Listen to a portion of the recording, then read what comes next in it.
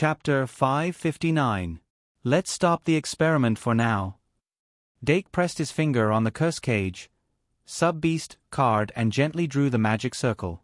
With the injection of magic, the sub-beast state gradually recovered, and its dazed eyes brightened up again. Under normal circumstances, the enchanted elf would not be troubled by the abnormal state for a long time. Most of the abnormal statuses could be cleanly dispelled through unsummon, including the confusion of consciousness caused by the wrong evolution.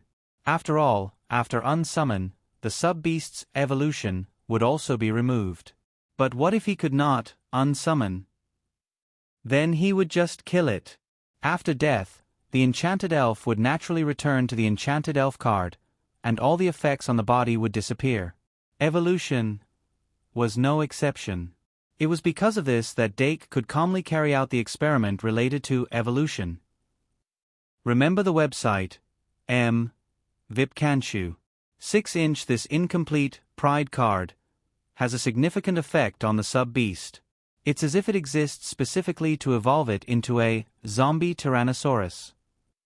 Unfortunately, the sub-beast's current state is still far from being able to maintain its consciousness after evolving into a zombie Tyrannosaurus.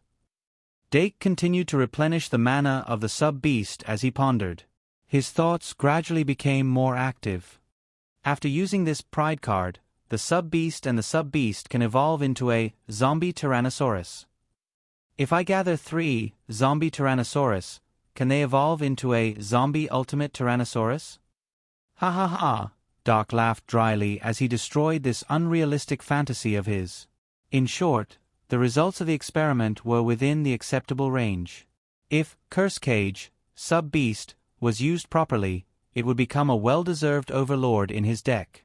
Also, the moment the lion beast swung its sword and killed the zombie Tyrannosaurus, he suddenly had a flash of inspiration and remembered something important that he had neglected these few days. Let's try again after the sub-beast recovers. Dake turned and walked to the classroom. Has the experiment ended? Deanna came over and asked. Not yet, Dake said. We'll do another round of experiments after the ancient beast recovers. What do you want to eat tonight? Deanna thought for a while and said, I don't know. I heard that there will be super sweet pineapple pie tonight, but everyone can only get one. Dake smiled and said, Then how about I give you my share? Deanna's eyes lit up. Great, great. The few of them returned to the classroom, and the magic elves followed them in. Right at this moment, a loud wailing sound suddenly rang out, instantly attracting everyone's attention. The multiform and Milk can stopped in their tracks and rushed into the room. Everyone looked at each other in dismay before dispersing. Katrina followed beside him, but her eyebrows kept twitching. There were too many things in Dake's experiment that she didn't understand. She already found it hard to comprehend those highly intelligent magic elves that could stay in the guild for a long time, and the 3 consecutive evolutions of the Yaga beast had crushed her understanding. However, when she thought about it carefully, she seemed to have seen something similar during the Easter Duel Festival. It was just that this time, it was even more exaggerated and terrifying. It's only been less than half a year, right? Katrina couldn't help but shake her head. Time had passed, and everyone was improving. It was just that some people improved a little faster. It was time for her to continue reading. It wasn't until 7:11 p.m. after dinner that the spell cage, Yagu beast, fully recovered. Dake stood up from his seat and returned to the open space between the 6 classrooms. Luo C and Deanna quickly followed him. Luo C summoned the sonic bug, again, and released the sound-absorbing barrier to isolate the sound. There were only 19 minutes left before the astrology class in the evening. The students who came to class had already climbed up the spiral clock tower one after another. Probably because the 10th floor of the spiral clock tower had never been lit before, most people would stop at this floor out of curiosity for a moment and observe curiously. Those who were more curious would directly knock on the door of the club classroom, which annoyed Katrina, who was reading seriously. Therefore, Dake paid more attention to the soundproofing when he was doing the second round of experiments. Come out, Yaga beast. Since time was tight, he summoned the Yaga beast again and took out the latest Bliss 2 and Bliss 3. After more than an hour of adjustment, the Yagu beast had regained its fighting spirit. The experience of evolving into a zombie Tyrannosaurus by mistake did not affect it too much. Bending but not breaking, tenacity and indomitable, these were the characteristics of a hero. Single scabbard. After Dake called out, the single scabbard flew over. Dake reached out his hand, and the single scabbard automatically transformed into its weapon form. Yagu beast, test the sword. The Yagu beast looked up at the holy sword that had just killed it not long ago, and its expression was filled with excitement. Only those who had personally experienced the power of the holy sword knew how powerful it was. It took a deep breath, reached out, and grabbed the hilt of the single scabbard with its claws. Then, it clenched its claws and held it tightly. Before the single scabbard was out of the scabbard, the sword began to vibrate violently. Although it had been walking around the same room as the Yagu beast for the past few days, it was loyal and only attracted the Dilu beast. It had never gotten close to the Yagu beast. Today, it was the first time the two magic guide fairies had come into close contact. No, they had come into close contact with each other more than an hour ago. Anyway, the moment the Yagu beast grabbed the hilt of the single scabbard, there was a resonance between the two magic guide fairies. It was a unique chemical reaction between a hero and a holy sword. The Yagu beast seemed to have a stronger hero than the Dilu beast. With this thought in mind, it suddenly pulled out its sword. When the holy sword came out of the scabbard, the holy aura hidden in the sword completely burst out. The pure white sword energy, like holy light on the sword's body, fluctuated. It didn't even need to be tested to know that the Yagu beast would be able to fully activate combo slash and sword dance. The third hero. Dake couldn't help but take a deep breath. Although he had expected it, he still couldn't help but sigh at the reality. The Yagu beast in Digimon. In his understanding, it was the embodiment of courage. It was the digital beast that fit the definition of hero. It would be better to say that the lion beast and the Dilu beast also had hero, which was beyond his expectations. The Yagu beast was the real orthodox one. The current situation also confirmed his judgment. The Yagu beast's hero was most likely higher than the Dilu beast. But how high was its hero's aptitude? Dake also couldn't measure it. But after confirming this judgment, Dake had another guess. If he could master the evolution path of Yagu beast, Tyrannosaurus beast, mechanical Tyrannosaurus beast, battle Tyrannosaurus beast, would it be able to further purify the hero after each evolution? This guess had no basis and couldn't be verified. But Dake did have this idea. But after 2 minutes, Dake put this idea aside and focused on the current experiment. He waved his hand and seized the scabbard under the reluctant gaze of the Yagu beast. Then, he directly activated Bliss 2. The pink light gradually scattered, and the moonlight was slightly tilted. The Bliss emblem appeared on the forehead of the Yagu beast. Then, the outline of its body, just like when it evolved into Yagu Beast S, expanded as it turned into a glowing body. But the difference was that the light on the Yagu Beast's body was completely absorbed at an extremely fast speed, revealing its pitch-black skin. Yagu Beast. Dake's eyes moved as he recognized the subspecies of the Yagu Beast. Darkness, night, moon. These were all elements of bliss. The Yagu Beast in front of him had obviously absorbed the darkness element. Its entire body was emitting an extremely ferocious dark aura.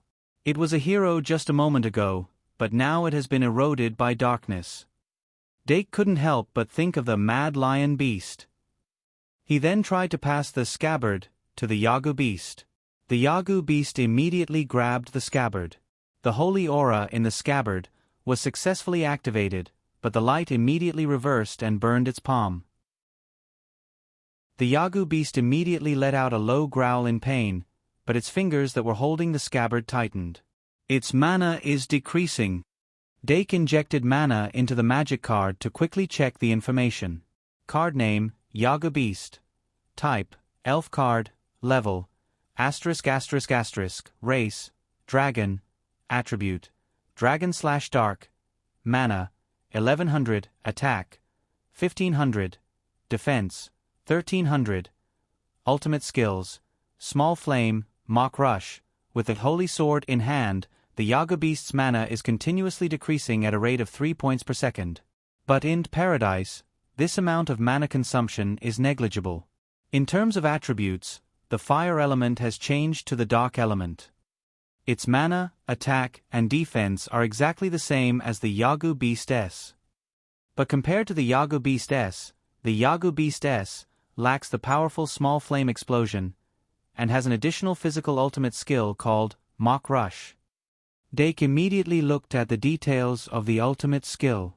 Mock Rush burst forward with extreme speed in an instant, piercing the opponent with its sharp claws. It's a displacement and attack ultimate skill similar to the Giant Horn Rush. If used properly, it can be used to dodge or assassinate.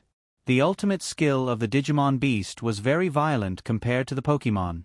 Dake asked the magician secretary to record the details, then slowly pulled out the single scabbard from the Yaga beast's claws. Looking at the Yaga beast, baring its fangs to scare people like a teddy bear, he didn't know why. He suddenly laughed. Sorry, I didn't manage to hold it in. Cough, cough, cough. Dake patted the Yaga beast's head and said seriously, "Have you forgotten what I told you?" The Yaga beast's expression froze, then slowly retracted its expression, and the ferocity on its face gradually disappeared. Stay true to your heart. Remember yourself. Don't be corrupted by darkness. Don't be devoured by chaos. The black in the Yaga beast's eyes gradually faded, and it successfully overcame the negative effects of Bliss 2. Even though it was a Digimon that was corrupted by the virus, Dake's Yaga beast didn't lose its righteous heart. This could be seen from the fact that it could successfully activate the Holy Sword. Then, let's continue with the next step of the experiment. Dake nodded satisfactorily and raised Bliss 3. If I'm not wrong, the next evolution should be a blue-black Tyrannosaurus. Yaga beast, Tyrannosaurus, blue. Mechanical Tyrannosaurus, blue. Dark Battle Tyrannosaurus. This was an evolution path that even he knew about.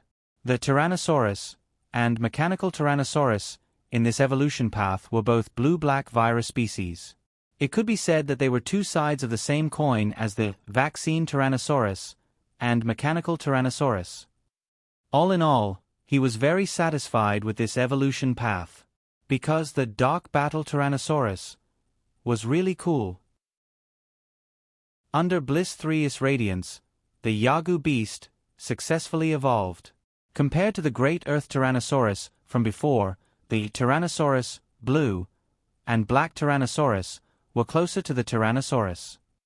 Other than their blue-black skin, the two were almost identical. Card name, Black Tyrannosaurus. Type, Elf card. Level, Race, Dragon. Attribute, Dragon/Dark. Magic power, 2400.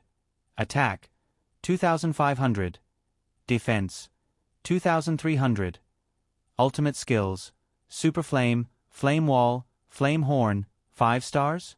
Maybe this is the normal evolution path. Dake looked at the 5 stars shining on the card and couldn't help but think to himself.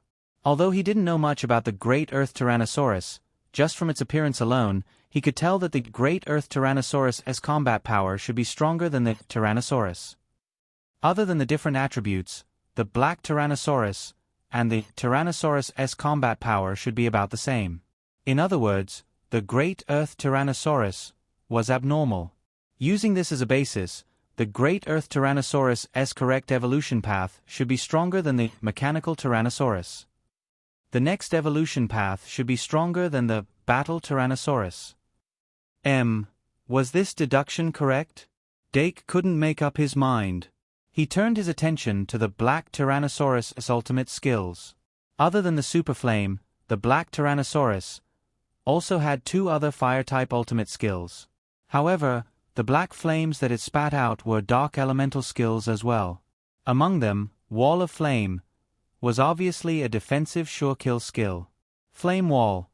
The Black Tyrannosaurus uses flames to create a wall of fire to block the opponent's attacks. The third ultimate skill, Flame Horn, was also true to its name. Flame Horn. The black Tyrannosaurus adds flames to its horns, causing additional fire elemental damage when it attacks with its horns.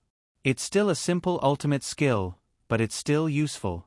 After Dake finished analyzing, he looked up at the black Tyrannosaurus that was still fighting with its own consciousness. Let's hope that the black Tyrannosaurus can sharpen its mind during the evolution of the black Tyrannosaurus. Eventually, it can rely on its own will to maintain a certain level of rationality after it evolves into a zombie Tyrannosaurus. Since class was about to start, Dake cancelled the black Tyrannosaurus summon at 7:25 p.m. The moment the summon was cancelled, the black Tyrannosaurus degenerated into a Sabegu. It shook its head in the magic card, trying to wake itself up as soon as possible. Bliss 3 had a huge effect on it, causing its consciousness to sink into darkness. It had to use all its strength to barely maintain its rationality. However, a true warrior was never afraid of difficulties. It wanted more training. Dake felt the Sebego's consciousness and praised it. Well done. Keep up the good work tonight. Afterward, he released the Subgu beast from the curse cage and turned it back into a familiar. The Sabegu moved its muscles and bones, and its eyes lit up. Are there more tonight? Dake nodded. Tonight is a feast for the gluttons. When there was only 1 minute left before class started, Dake Dimeng walked into the astrology classroom from the back door. Beside him were Luo Si and Ibu. It was still the top of the spiral clock tower, and it was still the Purple Witch.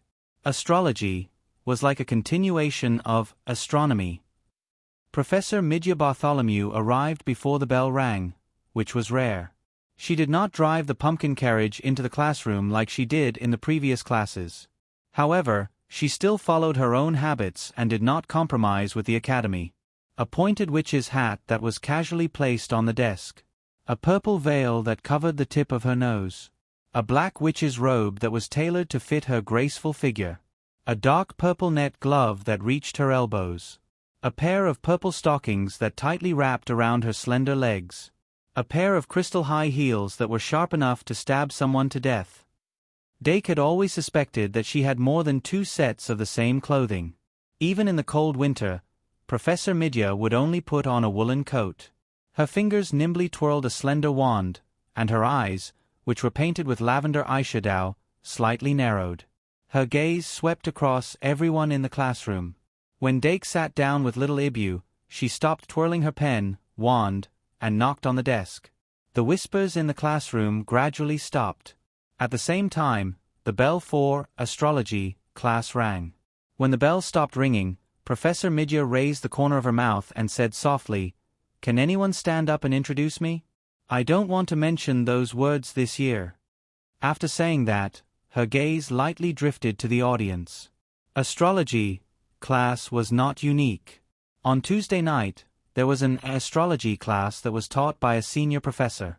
Most of the senior students chose the astrology class. As for those who chose this astrology class, apart from the second-year students that Professor Midya had brought along, there were only a few students who still wanted to learn astrology, after being rejected by the astrology class. In other words, Professor Midya was their second best choice. This did not mean that Professor Midya's ability was not good. It was just that the senior professor was more popular. However, Dake felt very lucky to be able to teach this class. Thus, when the other students felt awkward, he took the initiative to stand up and said with a smile, "Of course. The great guide of fate, the diviner of the eyes of the stars, the witch of the silver moon, the professor of astronomy last semester, Madam Midya Bartholomew, it is a pleasure to meet you again." "It is also a pleasure to meet you, Dake Dimeng." Professor Midya winked at Dake and raised her wand again. She lightly tapped it and said, "Then, please recite your name in your heart." Just as the students reacted, she suddenly extended her wand and tapped it. Immediately, above each student's head, flames lit up one after another. The flames danced happily and gradually turned into names. The students subconsciously raised their heads and could not help but let out a low cry. This kind of mysterious method of turning one's thoughts into flames and manifesting them was frightening. However, after calming down, most of the students began to look left and right, memorizing the names of the unfamiliar students. Naturally, Dake would not miss this opportunity. He looked around and quickly memorized the names. There were a total of 8 second-year students present. They were himself, Luo C. Flotty, Eudora N. Wei, A.I. Mametis, Saraswati, Heidi Euphemia, Pitten Kellogg, and Jimmy Abbott. Of the 9 stars chosen in the astronomy class, Luo Boat Broheim was the only one who did not choose the astrology class. Regardless of whether it was correct or not, it was his choice. Apart from him, the other 8 stars were all present. Jimmy Abbott was an unremarkable student of the House of Fools. His final exam results were below average. Other than having a bit of talent in astrology, there was nothing outstanding about him on the surface. Because Dake did not have much contact with him, he took a few extra glances at him. Jimmy had short, dark gray hair, a watermelon hairstyle. The color of his skin was not very good and there were many light freckles on his cheeks. He was tall and had an average build. Overall, it was hard to leave an impression on others. However, since he was a student of the astrology class, there were still many opportunities to interact with him. After Dake memorized his appearance, he looked at the students of the other grades. There were 3 third-year students, 2 fourth-year students, and 2 fifth-year students. Among the 7 students of the other grades, Dake only recognized one of them. The appearance of this person surprised him greatly. Betty Murray.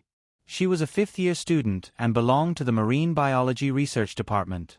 Her skin was an eel.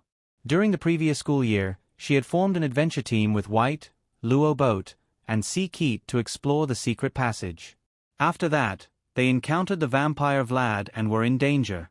Dake could more or less be considered her savior. Therefore, every time they bumped into each other, Betty would greet him very gently.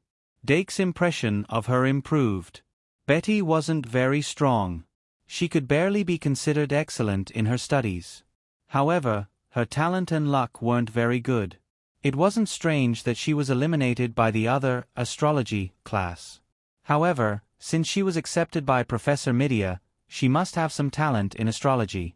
As for the other 5th-year student, the flame above his head showed the name Antonio Cromwell. Dake felt that he looked familiar, but he couldn't remember where he had seen him before. However, although these 2 5th-year students were from the same magic department, one of them was sitting on one side of the wall while the other was sitting on the other side of the wall. They were separated by an entire classroom. Is there a conflict between these 2 people? Dake's eyes gradually lit up.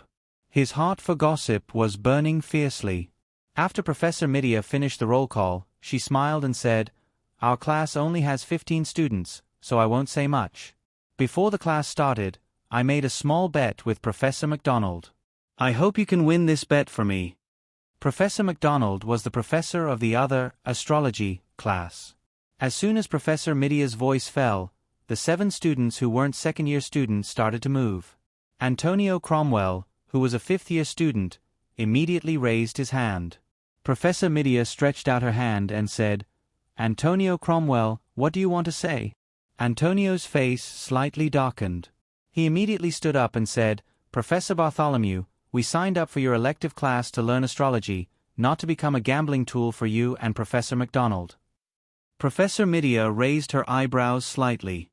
Her red lips hidden behind the thin veil couldn't help but open and reveal a smile. She smiled and said, "Cromwell, learning and gambling don't conflict. This will be the assessment at the end of this semester. I sincerely hope that every one of my students can master astrology as soon as possible, faster than Professor McDonald's students. As the only student outside of the second year who directly chose my class, don't you want to beat Professor McDonald's students? Or is it that you lack confidence in yourself?" Antonio stared intently at Professor Midia's eyes. After 10 seconds, he was defeated and said in a deep voice, "No, I have confidence." Midia laughed and said, "That's right. You need to have confidence. No matter how capable a diviner is, the first thing you need is confidence.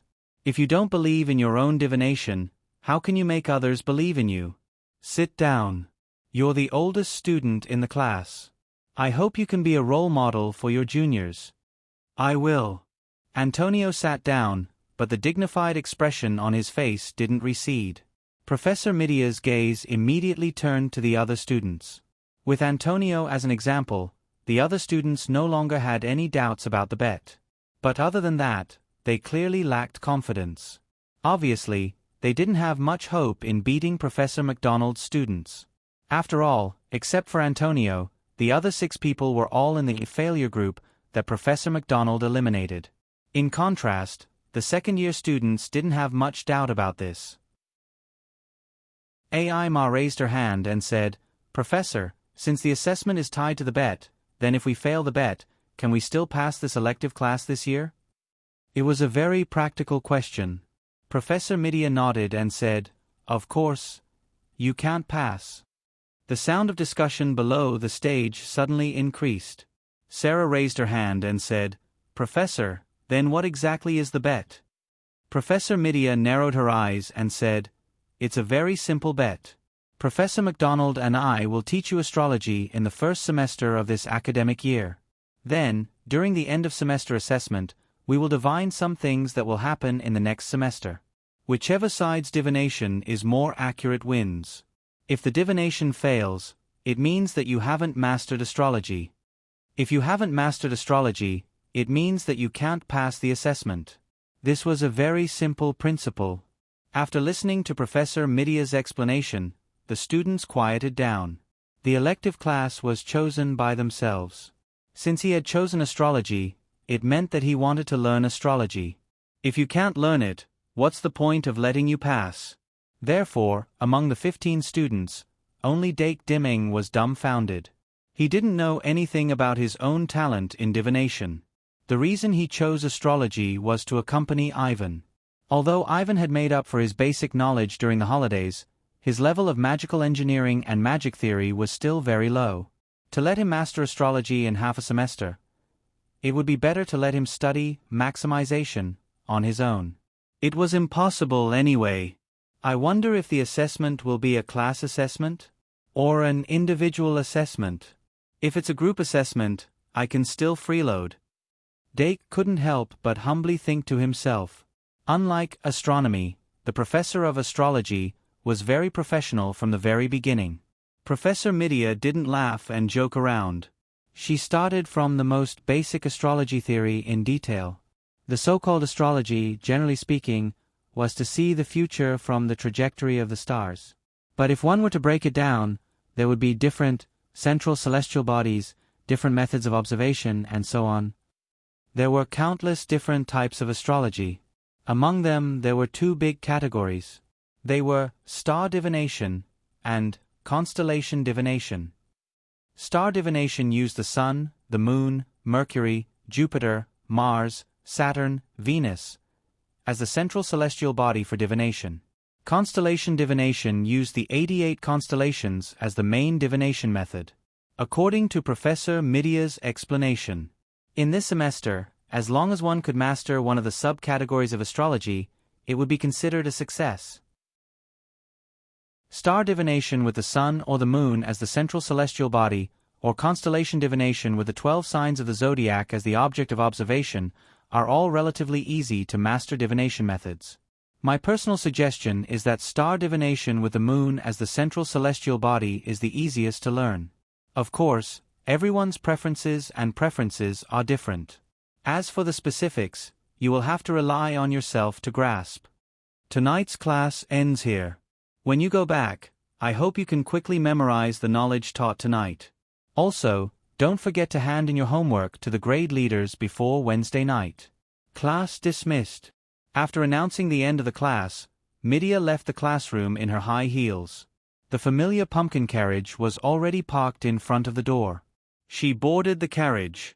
The 2 dark beasts pulling the carriage moved their limbs and soared into the sky. However, after she left, the atmosphere in the classroom did not relax. All 15 students were quickly copying the notes left on the blackboard. After they finished copying, they began to think with rapt attention, trying to digest the knowledge taught by Professor Midia in class. She had talked about so many things that 1.5 hours of teaching time was not enough at all. Even if she did not give them homework, they still needed a lot of time to digest and absorb the knowledge taught in class.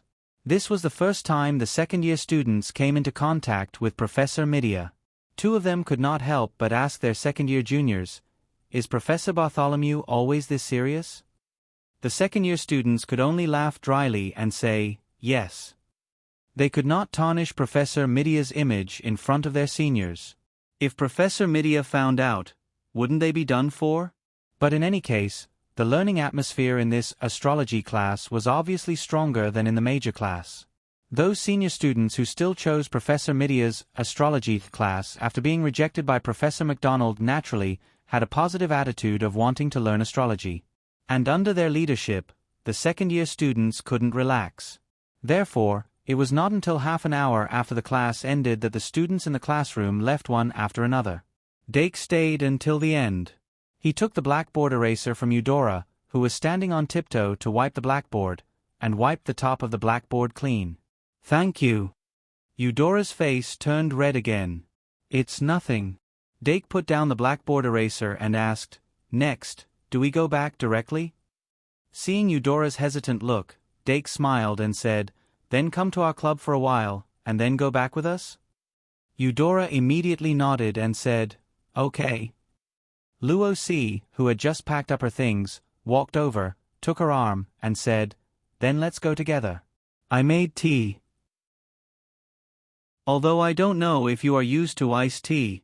The three left the classroom, turned off the lights, and went down from the 12th floor to the 10th floor. The lights in the Magical Animals Club's classroom were still on, but Senior Katrina had already left. Only the Magic Guide elves were reading and resting in the classroom. After seeing Dake come back, the sub-beast immediately handed over the Ubuharo in its arms to the variegated monster. Eudora's eyes were completely attracted by the magical animal that was obviously not a Magic Guide elf. She was about to ask Dake, but Luo Si had already said, "That is the Ubuharo, our club's first magical animal." After Dake put down his school bag, he led the sub-beast to the open space between the 6 classrooms.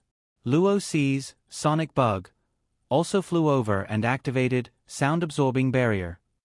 Dake took out Greed 2 and Greed 3 from the card pack and said to the sub-beast, "Is it too difficult to familiarize yourself with 3 evolutions in one day?" The sub-beast's eyes were firm. It shook its head and said, "I can feel it very clearly every time I evolve. There are great differences between them. I won't confuse them." "That's good," Dake said with relief. "Get ready for the 3rd round of experiments. Let's start with Greed 2. When the sub-beast nodded, Dake activated Greed 2.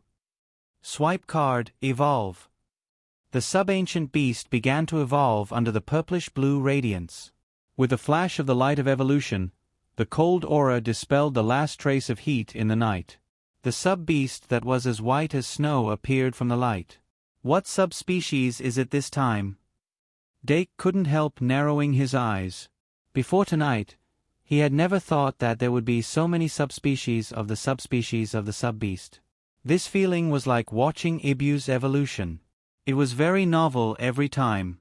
He then looked at the curse cage, sub-beast magic card and found that the name on the card had changed to Curse Cage, Sub-Beast. Sub-Beast was a subspecies that lived in the snowfield. Its body was the same color as the snow, and it could hide in the snow and approach enemies without being discovered. When it snows, they will always be noisy and play around like children. Card name, Sub-Beast. Type, Elf card. Level, ****. Race, Dragon. Attribute, Dragon/Ice. Magic power, 1100. Attack, 1500. Defense, 1300. Ultimate skill, Mini Blizzard, White Snow Hailstorm. The change in attribute will lead to a change in the ultimate skill. Other than that, it's no different from Sub-Beast S and Sub-Beast S. Then let's check the ultimate skill first. Dake injected more magic power and soon got a response. Mini Blizzard. The ancient Shueya beast can spit out a mini blizzard that can freeze its opponent. White Snow Hailstorm.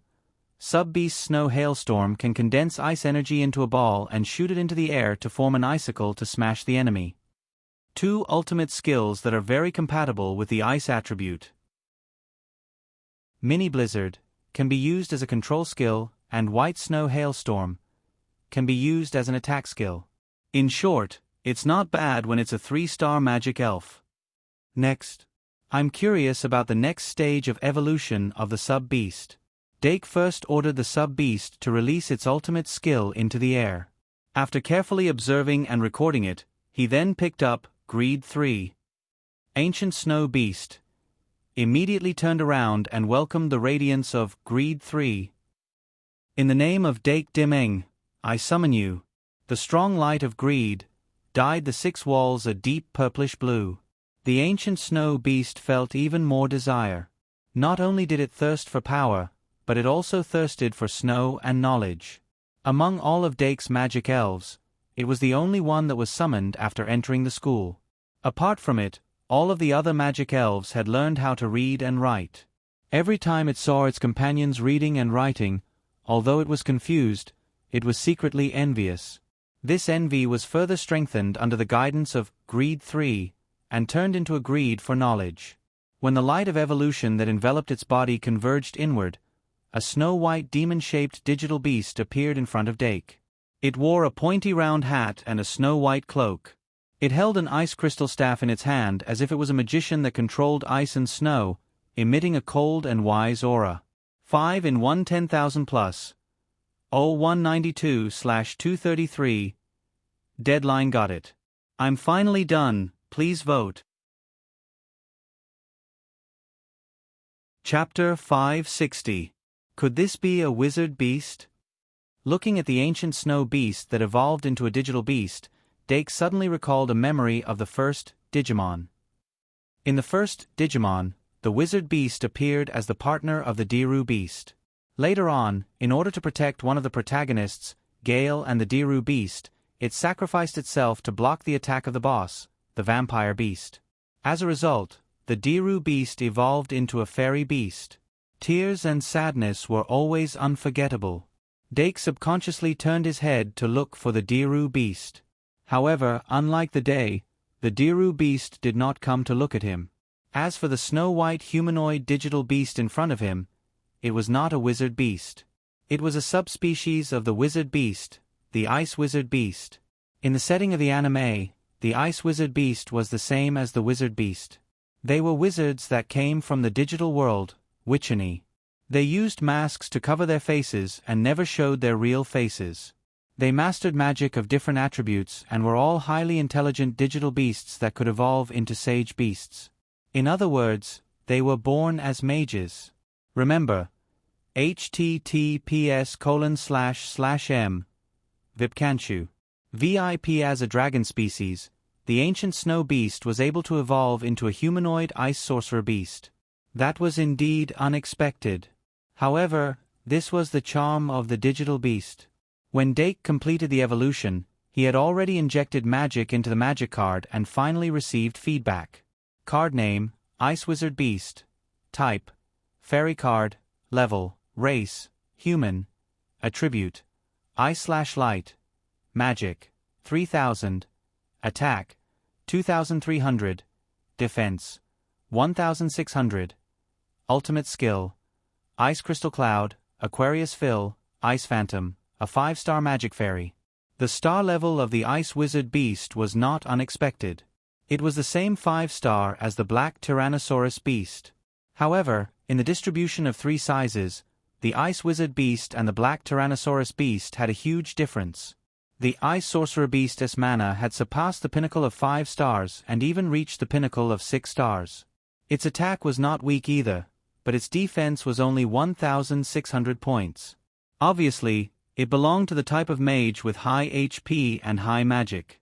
After evolving into an Ice Wizard Beast, its race changed from a dragon to a human, and its attributes were ice and light? After a brief moment of shock, Dake looked at his Sure Kill skill pane. The Ice Sorcerer Beast also had 3 Sure Kill skills, and each Sure Kill skill had a different effect. It could be said that it was very comprehensive. Ice Crystal Cloud. the Ice Sorcerer Beast has mastered the magic of controlling ice. Using an ice crystal staff with snowflakes attached to it, it can summon a snow cloud and trigger an intense snowstorm. Aquarius Refill. The Ice Sorcerer Beast has mastered the magic of controlling light. Through prayer, it can summon holy power to heal wounds and recover the target's life force, magic power. Every 100 points of mana consumed would restore 10% of his HP. At most, he could consume 1000 points of mana to restore 100% of his HP. Cooldown, 15 minutes. Ice Illusion. The Ice Sorcerer Beast has mastered the magic of controlling ice and light. It can cause the target to hallucinate and be bound by cold and nightmares. It's an ice element AoE spell. A light healing spell. It's an ice and light dual elemental mind control spell. Attack, healing, control. As expected of a sorcerer who can control ice and light. Dake squinted his eyes and analyzed carefully. The information repeatedly mentioned that the Ice Sorcerer Beast has mastered the magic of controlling ice and light. Does this mean that this is a passive effect of the Sure Kill skill? It has extraordinary talent in ice and light magic? Or, Dake said to the Ice Sorcerer Beast, Ice Sorcerer Beast, perform your magic.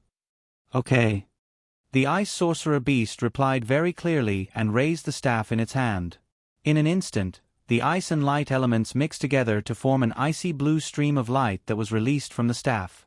The Ice Sorcerer Beast gently waved the staff, and the stream of light flew into the sky and spread out to form a shining galaxy. It continued to pour in mana, and the galaxy became wider and longer. This was not one of the 3 Sure Kill skills, but a pure elemental control spell. Doc's eyes were filled with shock. He had spent a lot of effort just to let the magic guide fairies learn how to sense and use mana. However, this Ice Sorcerer Beast was born with the ability to control mana, just like the Basti Beast. It was enviable. If I let the sub-beast remember a few light and ice spells, and let it evolve into an Ice Sorcerer Beast, would it be able to cast spells on the spot? Dake could not help but have such thoughts in his mind. It was a pity that he only knew about the Dark Spirit spell and the Soulless Curse, and could not verify it on the spot. However, the discovery in front of him was enough to make him excited. The 3 Sure Kill skills of the Ice Sorcerer Beast were very useful, especially the second Sure Kill skill, Aquarius Refill, which was a very powerful healing skill. However, Dake wanted to know how talented the Ice Sorcerer Beast was, or how high its IQ was. Dake Dimming had always been good at taking action. He directly brought the Ice Sorcerer Beast into the classroom, and then picked up a textbook called Mathematics I. He flipped it to the page of the multiplication table, and showed it to the Ice Sorcerer Beast. Memorize it. The Ice Sorcerer Beast looked at it and frowned. Multiplication, what is it? Dake paused for a moment, and then quickly explained it to the Ice Sorcerer Beast. After learning the definition of multiplication, the Ice Sorcerer Beast only took 2 minutes to memorize the multiplication table. It had a photographic memory. Moreover, its learning ability was different from the Magician Secretariat's scanning ability. It could truly memorize and understand. Dake turned to the exercise page after class, and the Ice Sorcerer Beast easily solved all the arithmetic. Luo Si and Eudora, who were watching from the side, couldn't help but cover their mouths. They had all suffered from mathematics, and they were even in the abyss now. Therefore, after seeing that this magic elf could master the basic calculations so easily, they couldn't help but feel a little jealous. Is this still a magic elf? Eudora finally couldn't help but exclaim. The Ice Sorcerer Beast turned to look at her, but it said very calmly, yes. Eudora was suddenly stunned. Dake blinked, but it excitedly took out a reading and writing textbook, turned to the page of the reading table, and immediately handed it to the Ice Sorcerer Beast.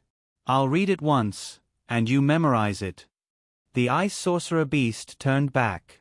It looked cold, but there was a flame in its eyes. Dake quickly taught the reading table. Then, it only took 3 to 4 minutes for the Ice Sorcerer Beast to completely memorize the reading table. After a few more minutes, the 15-minute evolution time was up, and the Ice Sorcerer Beast suddenly degenerated back to the Sub-Ancient Beast. The Sub-Ancient Beast, which had returned to its original form, had a silly look on its face. It had completely lost the wisdom of the ice sorcerer beast. But theoretically speaking, it and the ice sorcerer beast were the same entity. Even if their personalities and IQ were different, their memory was exactly the same. In other words, the sub-ancient beast should have also memorized the multiplication table and reading table. It was simply cheating to complete the memorization in this way. In order to verify, Dake immediately asked the sub-ancient beast to recite it. The sub-ancient beast opened its mouth and actually recited it completely.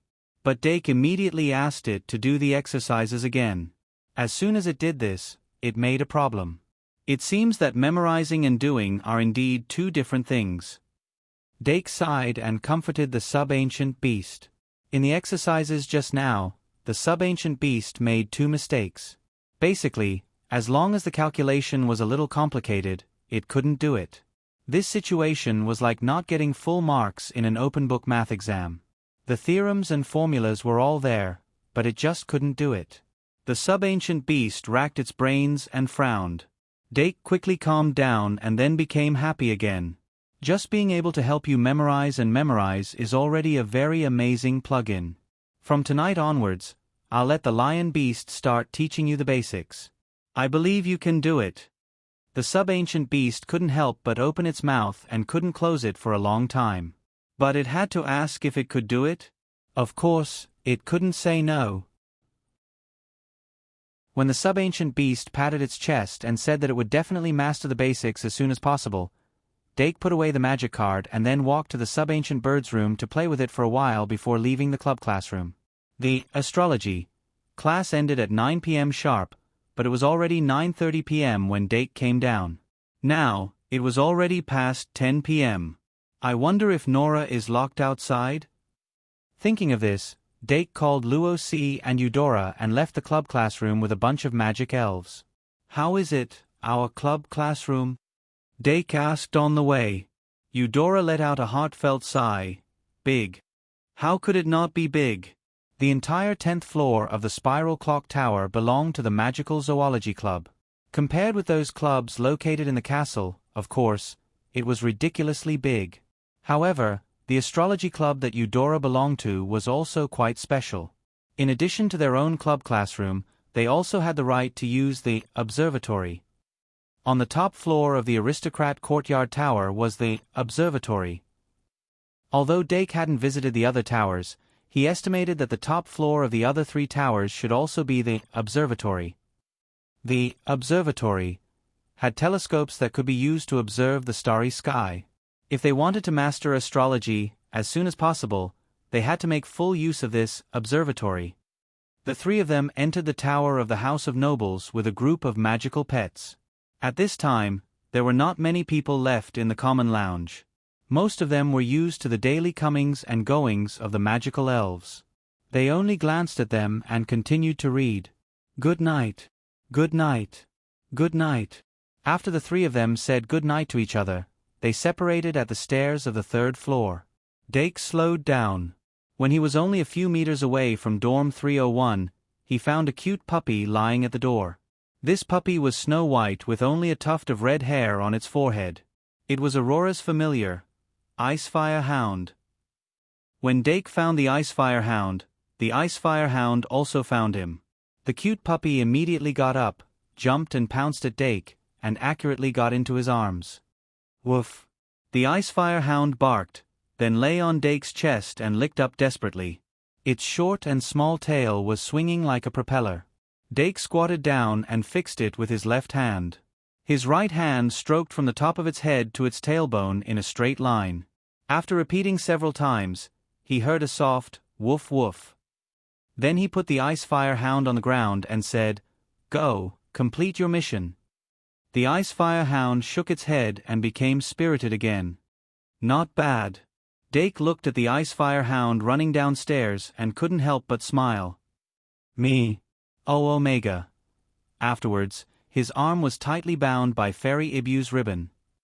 When Aurora, who had been informed by her familiar, came in with supper, Dake had already put away his bag and sat down in front of the desk. The 2 elective classes had been completed, and he had 3 days of rest.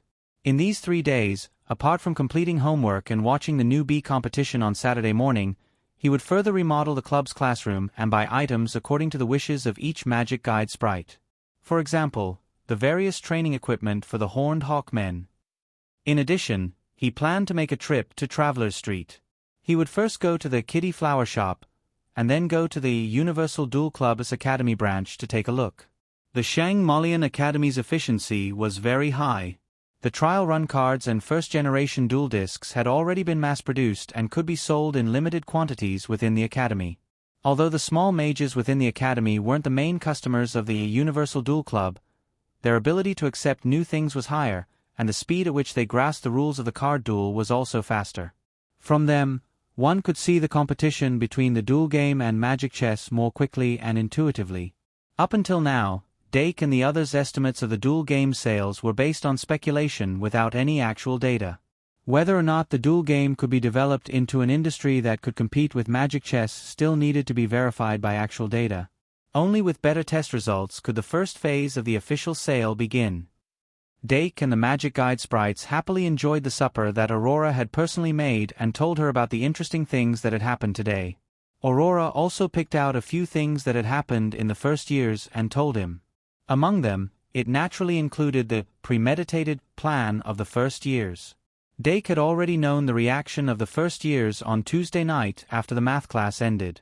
Other than Victoria and Phoenix, there were also Vivian and Angie who came to complain about him. Dark Elf Vivian Alvind, the one who had caused the explosion. Her relationship with Dake was only mutual acquaintance. If Dake hadn't taken over the position of assistant in the math class, he would have only looked after her a few times for the sake of Oscar Aud. But now, the position of assistant had become the intersection point between the two of them. Vivian bumped into Dake on the way back from the cafeteria. After a simple greeting, she mentioned that the first years were up to no good. Whether she said it casually or deliberately, Dake appreciated her kind intentions. What really made him laugh was Chee's complaint. The third princess had specially found him and eloquently recounted the reactions of every student after the math class. She had also pushed all the blame to the second princess, Anna. This was the first time she had come to Dake after entering the academy. Her words and actions were not unfamiliar at all, and she even had a look of, "This princess will protect you." If Dake hadn't had enough spies in the first years, she would have fooled him. That night, Dake learned the complete story from Aurora. After the first years were successfully fanned by the two princesses, they quickly discussed how to deal with Dake, the new assistant. After the ferment of the day, the people involved in the incident gradually settled down, and their strategy was also close to being finalized. That's it. After listening to Aurora's story, Dake couldn't help but be surprised. He originally thought that, in this magical world, even if it was a prank, it would be combined with magic to create a different kind of prank. But the strategy that the first years came up with was so simple that it made one's heart ache. First, it was a classic prank. They placed a blackboard eraser above the front door. Once someone pushed the door open from the front door, the blackboard eraser covered in chalk dust would fall from the top and hit the person's head. In order to calibrate, the first years also prepared to add some tricks to the blackboard eraser. Once the assistant who entered the door was hit by the blackboard eraser that fell from the sky, his anger would surge and he would ignore the front door. And the floor from the classroom door to the lectern would be coated with a special agent that eliminated friction. However, anyone who stepped on it would fall hard if they were distracted for even a moment. At that time, the mechanism they had installed on the ceiling would react and spray water down. The water that was sprayed out would naturally be clean, but the assistant's head would be covered in chalk dust. After the chalk dust and water were mixed, it would create an extremely disgusting mixture. At that time, the assistant who was in a mess would be burning with anger. In order to get up as quickly as possible, he would grab the lectern. The lectern was covered with glue that would stay sticky for an hour. Once everyone was hit, the pitiful assistant would have to stand on the lectern in a sorry state for almost an hour. Although this public execution wouldn't cause much harm, it would be extremely humiliating. Of course, the premise was that everyone was hit. With such a simple prank, even if Dake didn't know about it beforehand, he didn't think that he would fall for it. In fact, the blackboard eraser couldn't hit him at the beginning. The subsequent tricks couldn't make him fall at all. Dake Dimeng was someone who had opened 3 chakras. In terms of reaction speed and stability, he was better than ordinary people. Those first-year students set a trap for ordinary people, so naturally, they wouldn't succeed. Once the prank failed. No, even if it succeeded, it would still be the same. As the assistant mathematics teacher, Dake would definitely investigate the people behind this and hold them accountable. Pranking him would only make them feel good for a while. In the end, no matter what, they would suffer a backlash. They probably thought that with the 2 princesses on their side, even if they were punished, it wouldn't be too serious. But they didn't know that one of the 2 princesses had already defected. Doc suddenly asked as he ate the delicacies, "When do you think Anna will come and tell on us?" Aurora was not surprised at all as she replied, "It should be in the next day or 2. Dake smiled and said, "Anna always thinks more than in Chi, so some of her actions are slower. At first glance, it seems like they're targeting me, but in fact, it's a scheme between them." As always, he was mischievous. Aurora curiously asked, "Then when it's Tuesday, what are we going to do?" Dake shook his head and said, "There's no Tuesday." The next day, Friday, Dake completed all of his homework except for the duel class according to the plan. Then, he went to Travelers Street at noon. The original strategy for the duel game card sales was to put the cards in the model Easter egg and sell them together. However, if they did this in the early stages of the testing, the cost of acquiring the cards would be too high. Therefore, after the school and Claire reached an agreement, they would sell the first set of basic cards together with the duel disc. Then, they would sell the advanced cards separately. After the cards were officially released, they would be linked with the model Easter egg. Besides, in order to attract customers, the nationwide Duel Club also held an opening promotion. Not only was there a limited time discount, but there was also a lucky draw. Dake arrived at the shop before the promotion started. However, he didn't interfere with the business and only sat inside to observe. Perhaps due to the photocopies sold by the shop last week being trendy and useful, the nationwide Duel Club had built a good reputation. After a week of fermenting, many students came to visit the shop when Travelers Street opened. Then, their gazes were naturally attracted to the gorgeous duel disc. The duel disc that was placed neatly on the shelves was silver white and exceptionally eye-catching. The students couldn't help but ask. But after Eve and Erin's introduction, most of the students lost their interest. Even with the discount, the duel disc wasn't cheap. Moreover, this was only a toy used in the duel simulation, which was nothing more than a waste of credits in the eyes of most people. Moreover, if one wanted a duel, one could just sign up for the competition. Why would one use such a toy for the simulation? Therefore, the first duel disc was only sent out after someone won the lucky draw. Seeing that the duel disc couldn't be sold at all, Eve and Erin looked rather anxious. The beginning is always the hardest. However, Dake wasn't in a hurry. The main audience of the duel game in the academy should be the first-year students who couldn't participate in the competition. However, the first-year students couldn't enter Travelers Street until the Friday afternoon of the 4th week of school. There were still 2 weeks left. Before that, if the duel disc could be sent out through the lucky draw and the winners would be interested in playing along, it would be considered a success. The duel simulation itself was the best publicity for the duel game. As long as 2 people had a duel in the common lounge, the light and shadow effects created by the duel disc were enough to capture the attention of the onlookers. In comparison, the magic chess that could only be played on the chessboard paled in comparison. Dake stayed in the shop for the entire afternoon and sent out a total of 18 duel discs. On the other hand, the number of discs sold was only 1. This was because the buyer's friend won a duel disc and the buyer bought it for the sake of playing with his friend. At least it's open for business, isn't it? Dake patted Erin's shoulder and left the shop. A total of 19 duel discs were sent to the academy. If the market performance of the duel simulation was good enough, this number would be enough to ferment. If the market performance wasn't good enough, there wouldn't be much value in investing in this project. But what he didn't expect was that in less than 2 minutes after he left, 2 customers entered the shop. Not only did they buy a duel disc each, but they also bought plenty of card packs. The appearance of these two customers made Eve and Aaron heave a sigh of relief. Perhaps this duel simulation was just a dispensable project to Dake. However, it was extremely important to the sisters. If the duel simulation project was cancelled due to the failure of the market test, they would lose their reason to stay in the academy. The appearance of the two clients really gave them peace of mind. By the way, what are their names? Take down their names for market research, Eve asked. After pondering for a while, Aaron said, "Let me think. They call each other White and Luo Boat." Oh. White and Luo Boat pinned the silver whitish dual disc on their arms and flaunted it to each other. Originally, the two of them came to Traveler's Street to replenish their magic chess pieces. However, when they saw someone holding a cool silver toy on the way, they followed that person's path and found the Universal Duel Club. The reputation of the Ultimate Duel Club had spread throughout the castle. They knew that this was a shop that sold photocopies.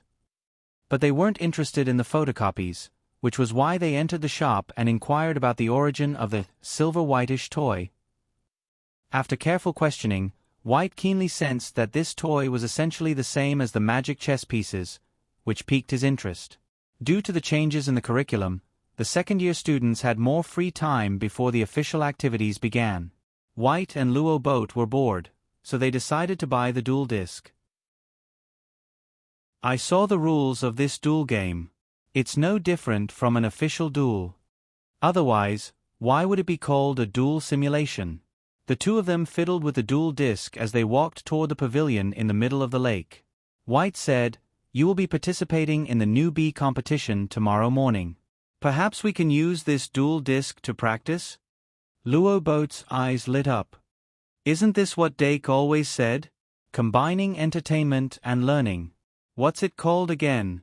White: "Education in Entertainment." 3. 5 in 1 7,000 plus. Today's full attendance is just right. Please vote Heartsuit. Chapter 561. The duo quickly entered the common room in the Knights Academy Tower. Justin Wayne, the leader of the second-grade Knights Academy, hurriedly got up and jogged over when he saw them, yelling, "I finally found you guys.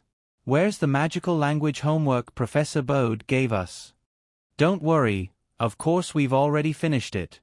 Luo Boat waved the dual disc in his hand and said proudly. Justin's expression changed subconsciously. "Finishing homework on time isn't something to be proud of, Luo Boat. You should know that this is just my duty as a student." Luo Boat hurriedly waved his hand. "That's enough, Justin. You've become more and more long-winded ever since you became a leader." Justin defended himself. "I'm doing this for your own good." Luo Boat wanted to continue talking back, but White hurriedly pulled him back.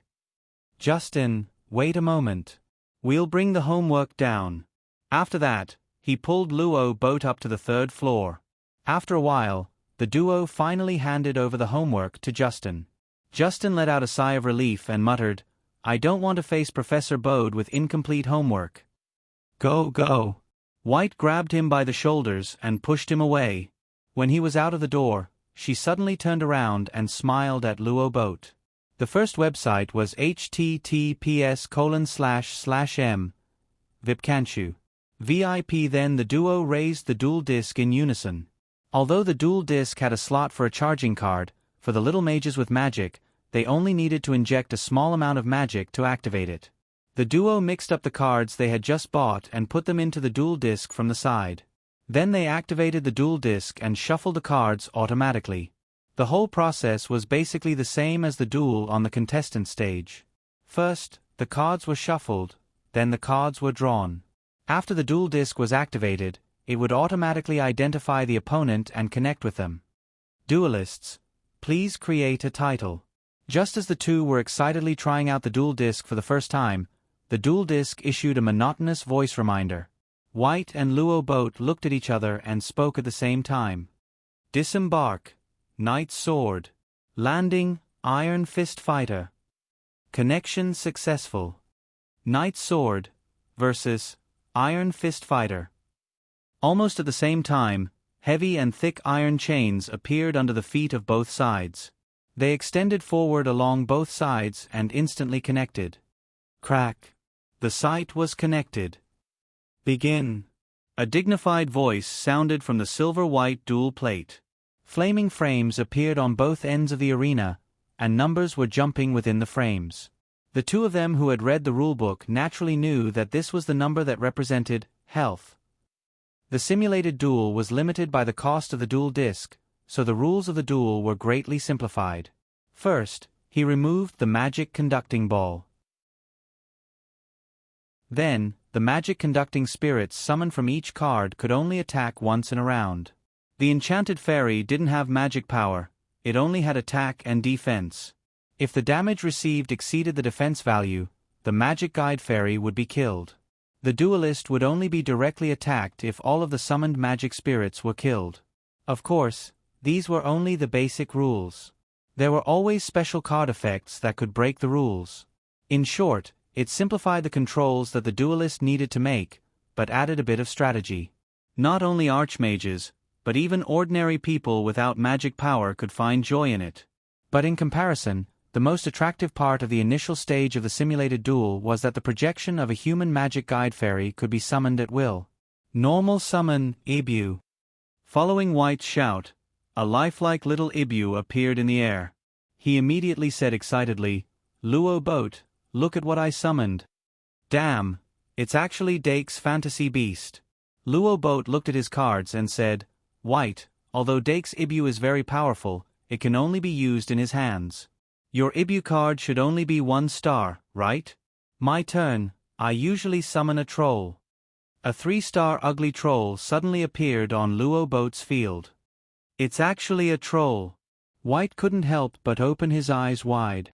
"Troll, attack." Luo Boat suddenly shouted.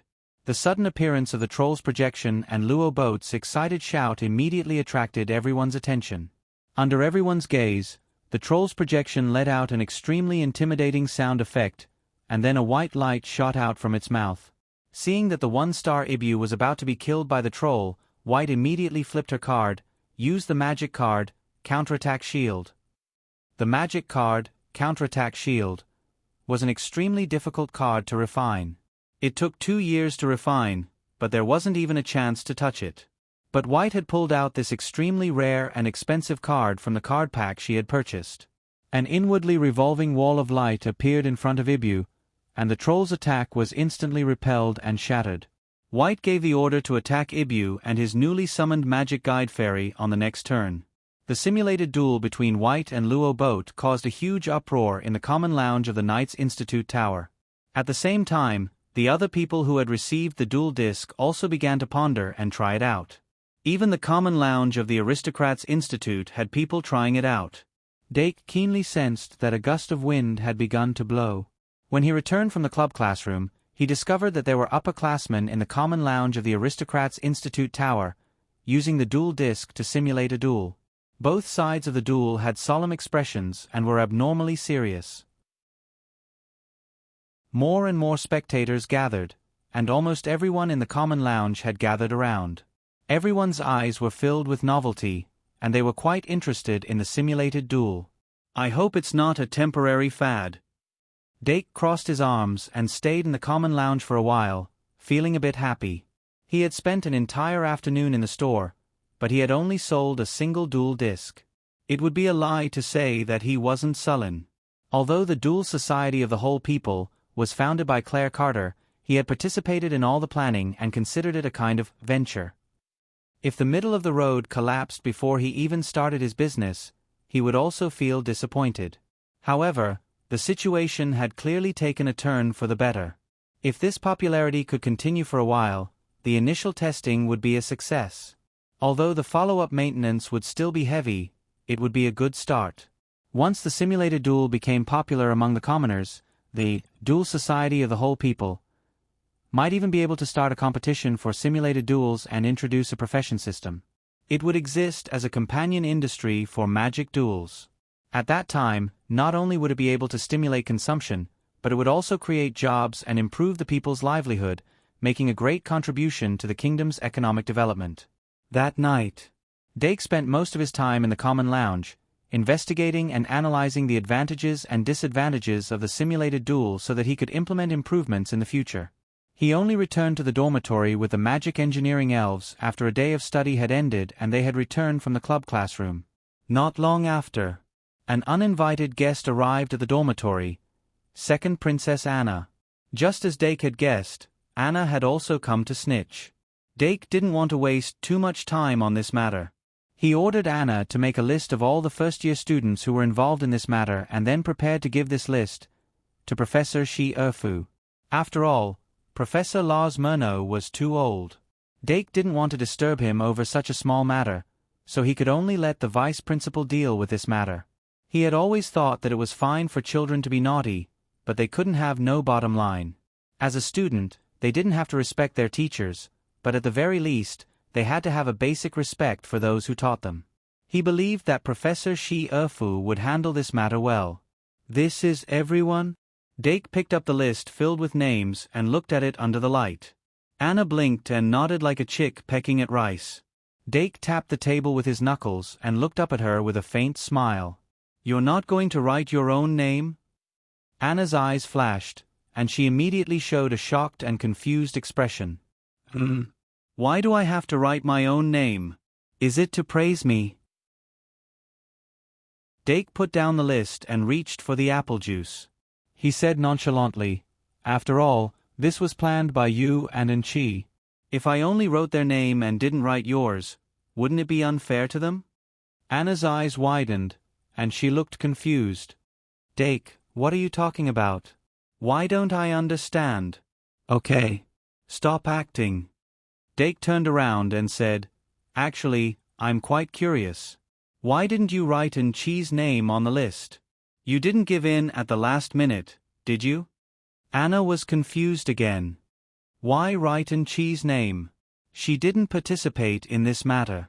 Wait, Dake, are you suspecting us? No way, we've known each other for so many years. Do you think we're that stupid? Dake did as she asked and carefully looked at her face.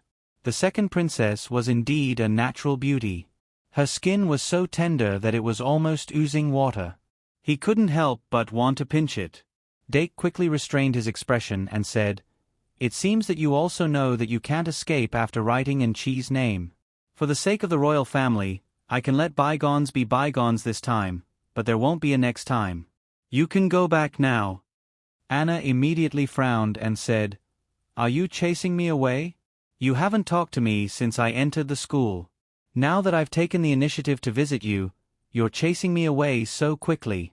I must tell Sister Eliza.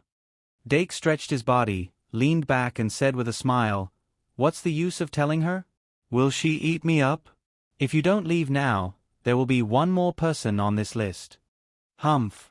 Anna muttered to herself. She immediately turned around and deliberately stomped on the floor, making a pa-pa-pa sound.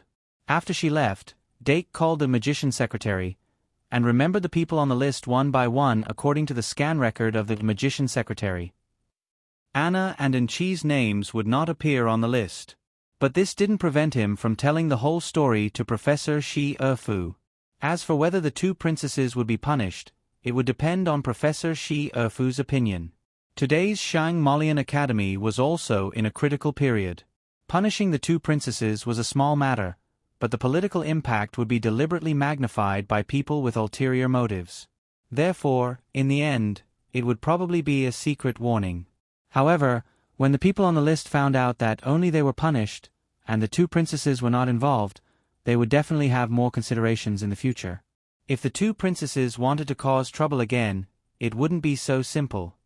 I hope that this way, these first-year children will be able to calm down and not create a tripartite balance of power all day. Can the first-year aristocrats be divided into 3 groups? Thinking of this, Dake couldn't help but shake his head and want to laugh. In the blink of an eye, it was Saturday. Dake went to the common lounge after the morning exercise and waited for Anna and Luo Si to arrive. Because of the morning exercise, most of the second-year students were forced to develop the good habit of sleeping early and waking up early. In addition, there were new duelists this morning, so the common lounge was already filled with people. At this time, the 7 pioneers who had already become duelists last semester were relaxed. Doran made a sign with the words, "Go Pit-Tan," on it. Pit-Tan looked a little nervous. Doran was massaging his shoulders to relax his muscles. The other second-year contestants were also talking to each other, trying to ease the tension. Dake didn't have to wait long before Deanna and Luo Si appeared at the top of the stairs. Luo Si walked in front, and Deanna pushed her from behind. She used a hairband to tie her light blonde hair into 2 bunches, which was rare. She also touched her lips with a little lip gloss, which made her look more delicate than usual. After all, it was her first official duel in her life, so she dressed up carefully. In contrast, Deanna looked a lot more casual. She pushed Luo Si forward while shouting. She also held a cardboard self-made card in her hand. It looked like a new layer of cardboard was pasted on top of the cardboard that Luo Si used before. In the middle of the cardboard, there was a little pink rabbit, surrounded by a big heart. Below the rabbit, there was a familiar bear and cat. Around it were the words, "Go," and "Victory." "This time, it's our turn to cheer for you." Dake took the cardboard from Deanna's hand and waved it in front of Luo Si. Luo Si's cheeks were slightly red, and she nodded quietly, "Thank you."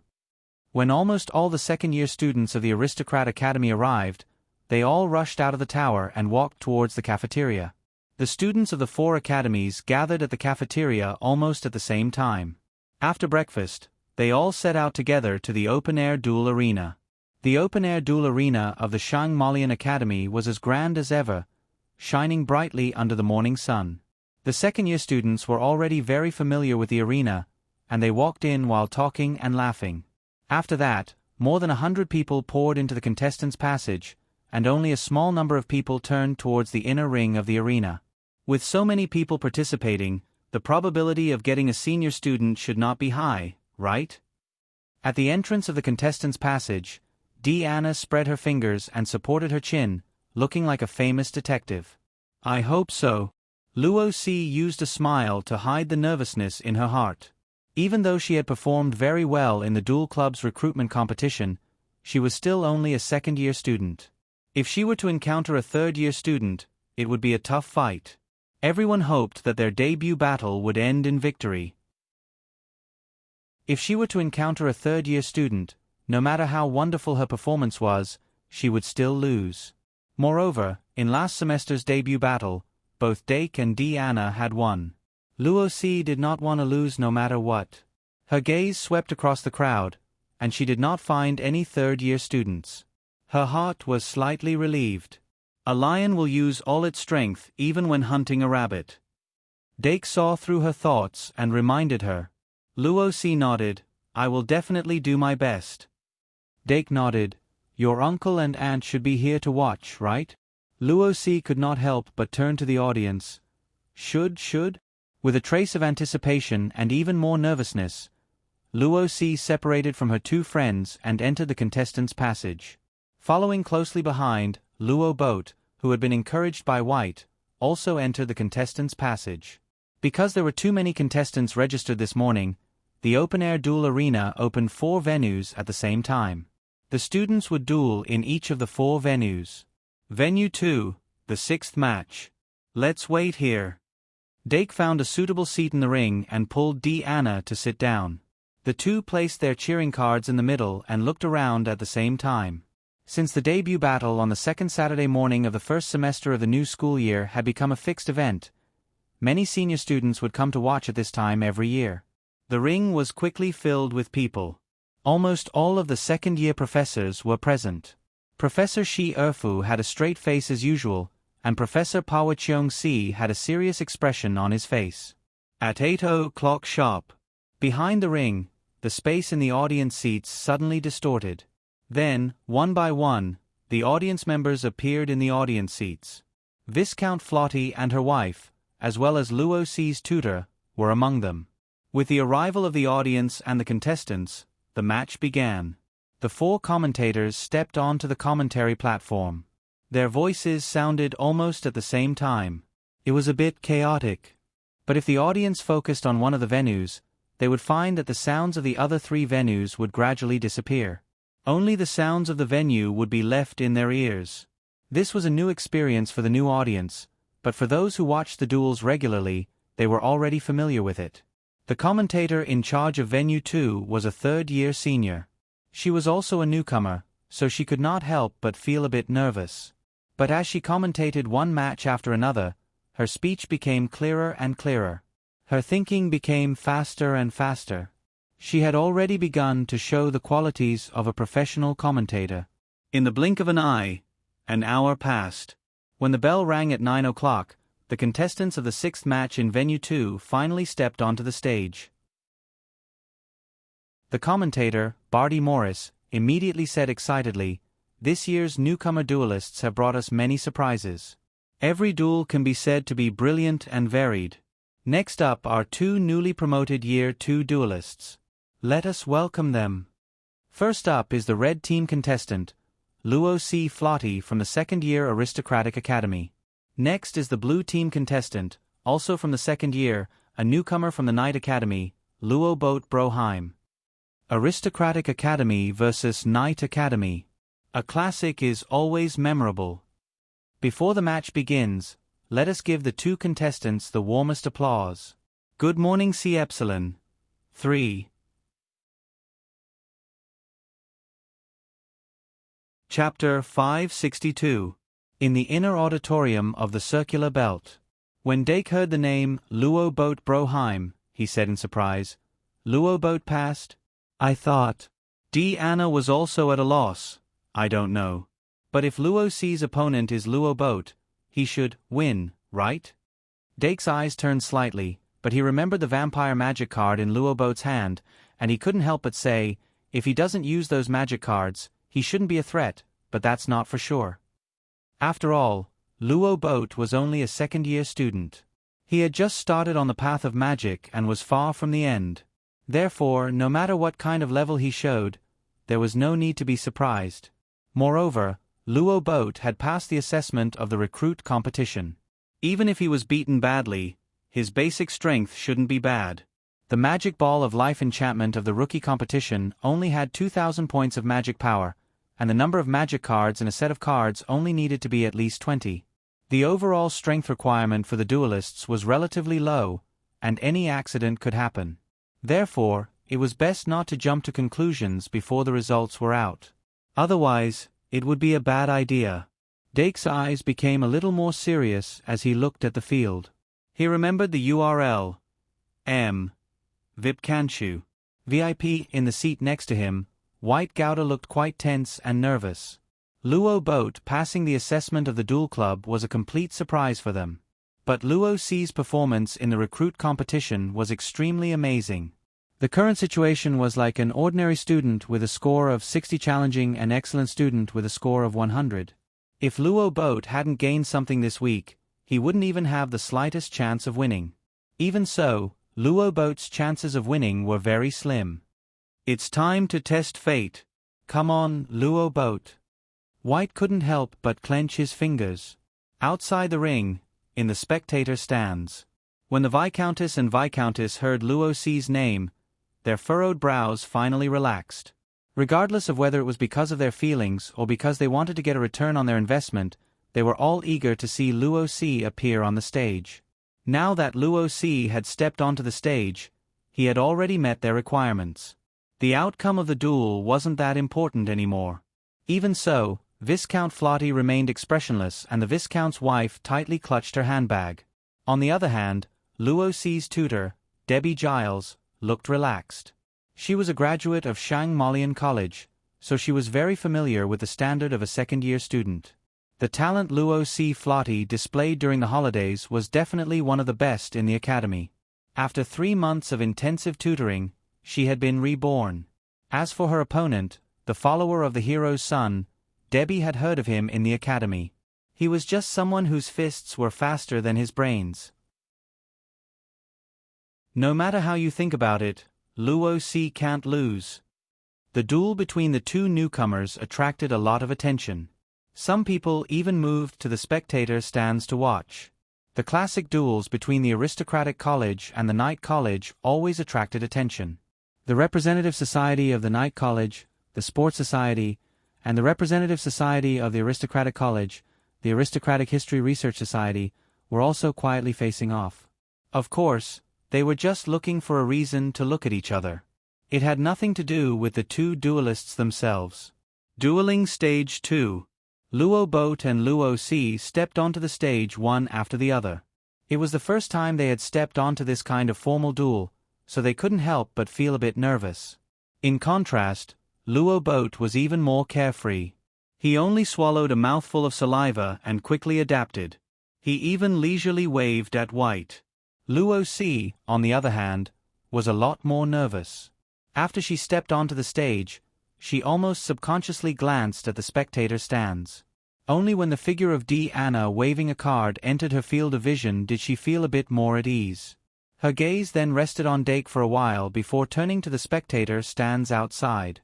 But the spectator stands were a sea of people, and Viscount Flotty were inconspicuous among them. She couldn't help but feel a little disappointed. "Hey!" As if sensing Luo Si's low spirits, Luo Boat suddenly called out after activating the card table. Luo Si reflexively raised her head and saw Luo Boat winking at her. Luo Boat immediately said, "Cheer up, this is a duel.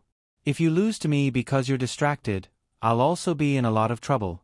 I don't want people to say that I won with an unfair advantage." After hearing this, Luo Si immediately took a deep breath and said, "A lion will use all its strength even when hunting a rabbit. I'll do my best." "Very good." Luo Boat couldn't help but raise the corner of his mouth, but the next moment, he suddenly came back to his senses and said angrily, "Wait, who are you calling a rabbit? I'm from the Academy of Knights. Only a lion fits my status." "Up to you."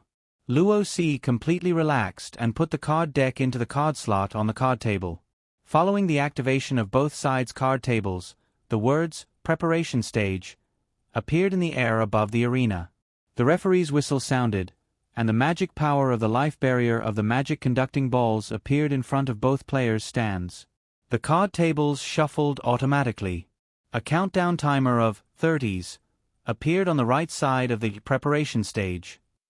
Luo Boat and Luo Si drew cards at almost the same time, and 5 magic conducting cards quickly appeared in their hands. Then, their gazes swept over them, and the two of them pondered at the same time. The open-air duel arena was 120 by 80, and as the arena was enlarged, all kinds of techniques and tactics had to be adjusted accordingly. At this moment, whether it was the audience or the players in the arena, they all focused their attention. Dake's gaze swept over the faces of the two and discovered that Luo Boat's face was beaming with joy, while Luo Si was frowning slightly. The 30-second countdown passed in the blink of an eye. The preparation stage became the battle stage. "Let the battle begin." Following the sound of the countdown, both sides immediately began to summon their magic conducting spirits. The degree of mastery of the two duelist summoning spells was also displayed in this comparison. Luo Si used less than 5 seconds to complete his summoning. Luo Boat, on the other hand, used at least 7 seconds. The difference of several seconds didn't seem like much, but when accumulated little by little, it was considerable. Most importantly, the shorter casting time of the summoning spell would provide more time for the duelist to think. In a magic conducting duel, apart from the immediate control of the situation, it was essentially a showdown of brains. Especially in a situation where the lineup of the two duelists was similar, whoever thought faster, who was faster in the duel, who was more experienced, and who was more advanced in strategy, would have an easier time gaining the upper hand. Under the watchful eyes of the audience, the first magic conducting spirit that Luo Si summoned appeared in the red team's summoning area. It was a grinning pink-furred rabbit. "Stray rabbit, strengthen your legs." Under Luo Si's loud command, the stray rabbit leaped out of the summoning array and stomped its feet. Layers of ripples appeared under its feet, and a pink light wrapped around its ankles like a pair of boots. This pink rabbit, which was about 1.2 meters tall, squinted its eyes in an instant and waved the crowbar in its hand, charging towards the blue team's summoning area. Card name, Stray Rabbit. Type, Sprite card. Level, ****. Race, Bird/Beast. Attribute, Fighting. Magic power, 1100, attack, 1400, defense, 700, killing skills, crowbar the wanderer, strengthen your legs, wanderer's dance. At this moment, Luo Boat's magic conducting spirit appeared in the blue team summoning area. It was a magic conducting spirit that was 3 meters in length, width, and height, and looked like a small castle. It looks a bit like his magic beast, castle. Dake pondered outside the arena. Then, he saw Luo Boat's finger flick and directly control the blue magic ball to fly into the castle. This kind of shameless tactic was the complete opposite of Luo Boat's reckless style in the Duel Club's recruitment competition. But he wasn't the only one with a different style. Luo C had always used a defensive counterattack tactic, but today, he was different from his usual self. He started with a strong attack. After the two contestants summoned their respective magic-conducting spirits, the commentator Barty Morris immediately raised his voice. An unexpected start. The Stray Rabbit, summoned by contestant Luo C. Flotty, is a very standard 3-star magic-conducting spirit. The crowbar of the Wanderer in its hand can increase its attack by 300 points, allowing it to reach a maximum attack of 1,700 points. Very few 3-star magic-conducting spirits can resist its attack. But the Toy Castle, summoned by contestant Luo Boat Broheim, has a defense as high as... Look. The two sides have made contact. The disadvantage of the summoning speed limited the display of the starting strategy. Luo C's Stray Rabbit, under the effect of Strengthen Your Legs, crossed a distance of 100 meters at an extremely fast speed and chopped down on Luo Boat's Toy Castle with its crowbar. Bang! Sparks flew, and a corner of the Toy Castle, with a defense of 2,000 points, was chopped off. A pink streamer of light appeared on the Stray Rabbit's body. It was a sure kill skill that could increase its attack, Wanderer's Dance. But Luo Boat didn't panic because the Toy Castle's defense was broken. He very calmly commanded, activate the sure kill skill, Immovable Fort Remnant. The broken part of the Toy Castle immediately turned into a steel shell that clung to the castle, strengthening its defense layer by layer. Every time the Stray Rabbit attacked, the Toy Castle's magic power would be reduced. But the Toy Castle's defense also increased layer by layer. Finally, after reaching a certain point, even with the support of Wanderer's Dance, the Stray Rabbit was unable to break through the Toy Castle's defense. Barbara Morris couldn't close her mouth for a long time. Whether it was Wanderer's Dance or Immovable Fort Remnant, they were both extremely rare sure kill skills. She couldn't react for a while. But the situation on the field wouldn't end because of her stagnation. Luo C immediately started a second summoning after the cooldown of the usual summoning spell ended. The second magic elf that appeared in the red summoning area was the sound bug that she had summoned last night. The sound bug's appearance was like a palm-sized golden-shelled insect, but there were luminous glands at its tail that could emit different colors according to the rhythm. Although it was a 3-star magic elf, its attributes were extremely low except for defense, and its sure kill skills weren't strong. Card name, Sound Bug. Type, Elf card. Level, *****. Race, Insect. Attribute, Bug. Magic power, 700, Attack, 300, Defense, 1400. Sure kill skills, Sound Barrier, Sound Scale Tour. Although its defense was considerable, its palm-sized body was completely unable to act as a shield for the magic ball. In Luo C's deck, the Sound Bug was used as a sacrifice and as a companion to the Mobius Bug. But there was no Mobius Bug in her hand. Although it was much slower, Luo Boat also summoned his second magic elf in the first round. A steel rat man with only half of its face left appeared on the Toy Castle. This wasn't a 2-star Ratman cyborg, but a 3-star magic elf that Luo Boat had refined during the holidays, Steel Gun Ratman. Card name, Steel Gun Ratman. Type, Elf card. Level, ****. Race, Machine. Attribute, Steel. Magic power, 1300. Attack, 1300. Defense, 1400. Sure kill skills, Steel Gun, Gold Eater. As soon as the Steel Gun Ratman appeared, it took out a thick metal gun from its back. The mechanical eye on the left side flashed with a cold red light, and the gun was aimed at the stray rabbit that was crazily hacking at the toy castle. Boom! A gunshot rang out. The metal bullets shot out from the steel gun, instantly pierced through the stray rabbit's body. Although the stray rabbit had already dodged under Luo Ci's emergency command, its abdomen was still pierced through, and a large amount of magic power was lost. Retreat! Luo Ci's eyes flashed, and he chose a conservative tactic between radical and conservative. The stray rabbit immediately retreated. Bang, bang, bang! The steel gun Ratman suddenly raised the steel gun and fired 3 shots in a row. Each bullet consumed 100 points of magic power. After a total of 4 shots, its magic power was reduced to 900 points. But except for the first shot, the other 3 shots all missed. The stray rabbit was very fast under the leg enhancement, and the injury on its abdomen didn't affect it. The steel gun Ratman also stopped shooting after a series of misses. It narrowed its eyes and aimed in the stray rabbit's direction. Tick! A round passed in the blink of an eye. Both sides drew their cards at the same time. Magic summoning. Magic summoning. After adding 2 magic cards into each of their hands, the 2 players summoned once again. With a wave of her hand, Rose summoned her 3rd magic guide elf from the red team's summoning zone. But it was still not the Mobius worm, but a humanoid magic elf completely composed of ice. Card name, Winter Iceman. Type, elf card. Level, ****. Race, elemental. Attribute, ice. Magic power, 1100. Attack, 1100. Defense, 1500. Killing skills, winter ice armor, winter protection. This type of magic elf with high defense was the type that Luo Ci often used in the Duel Club's recruitment competition. I already have 3 magic elves on my field. Luo Ci raised his head after the successful summoning, and a different cold voice spread out under the amplification of the sound amplification device.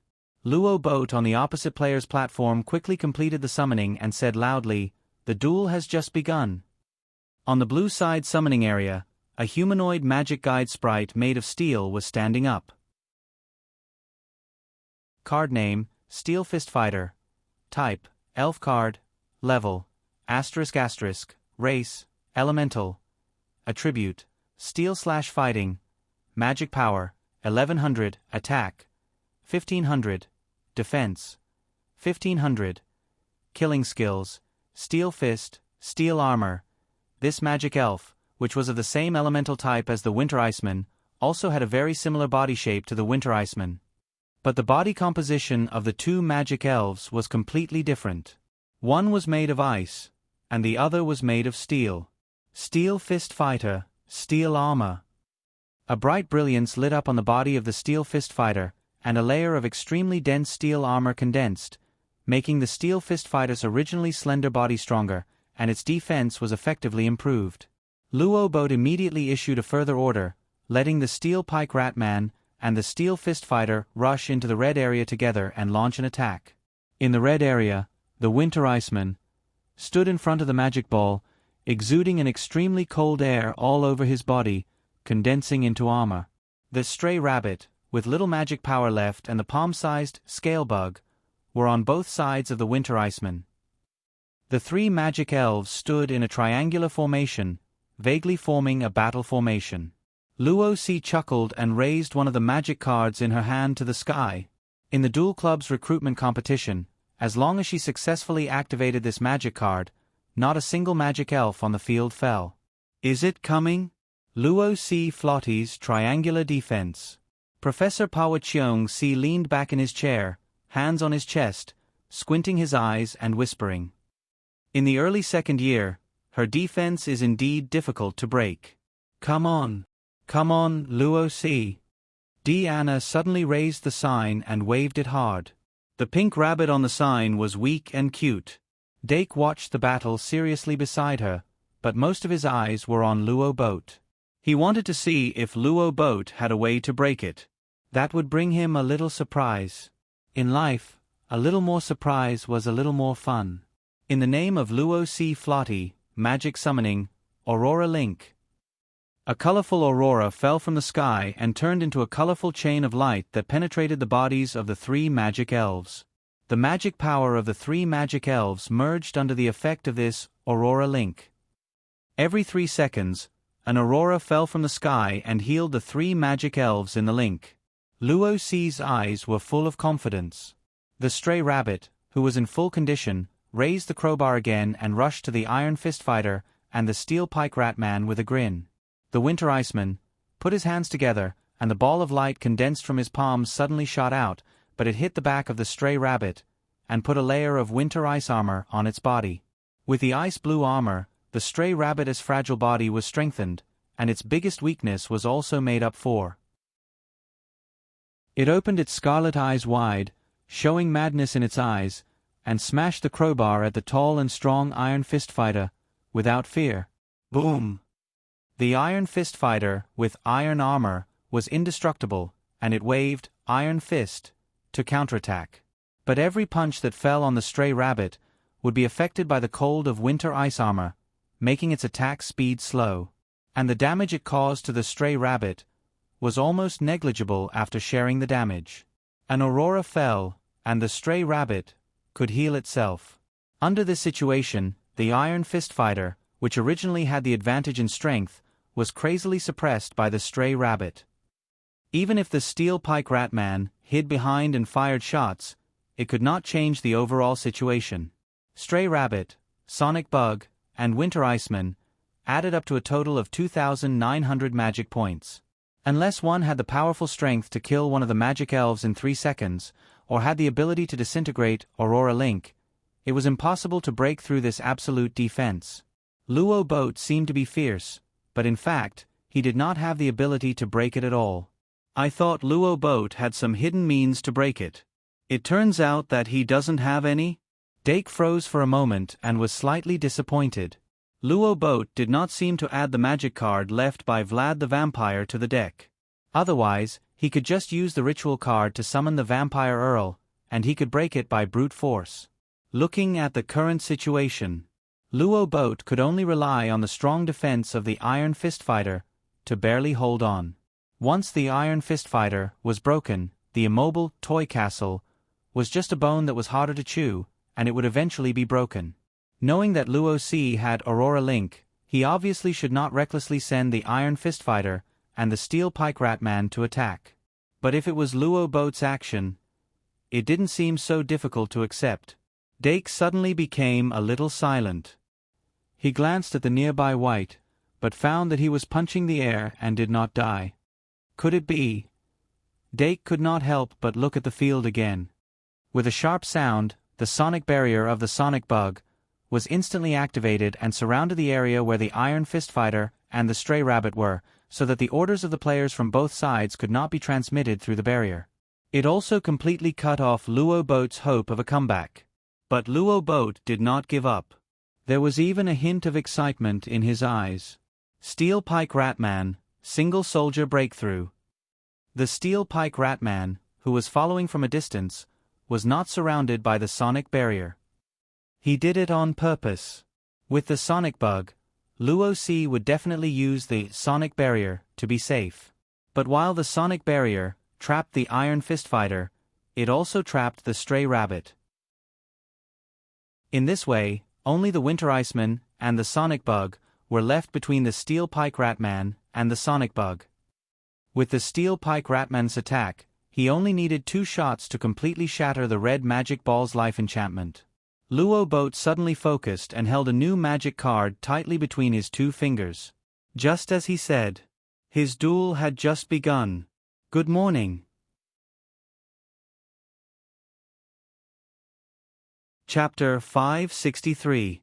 In the second round, time passed very quickly.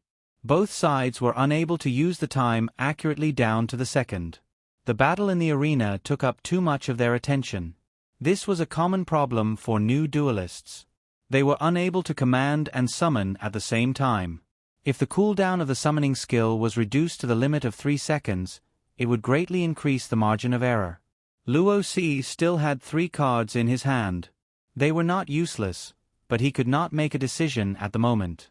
Luo Boat had 4 cards left in his hand. However, after Luo C ordered the sonic bug to release the sound-absorbing barrier, he immediately began to summon a new magic card. It was not a magic elf card, but an equipment card.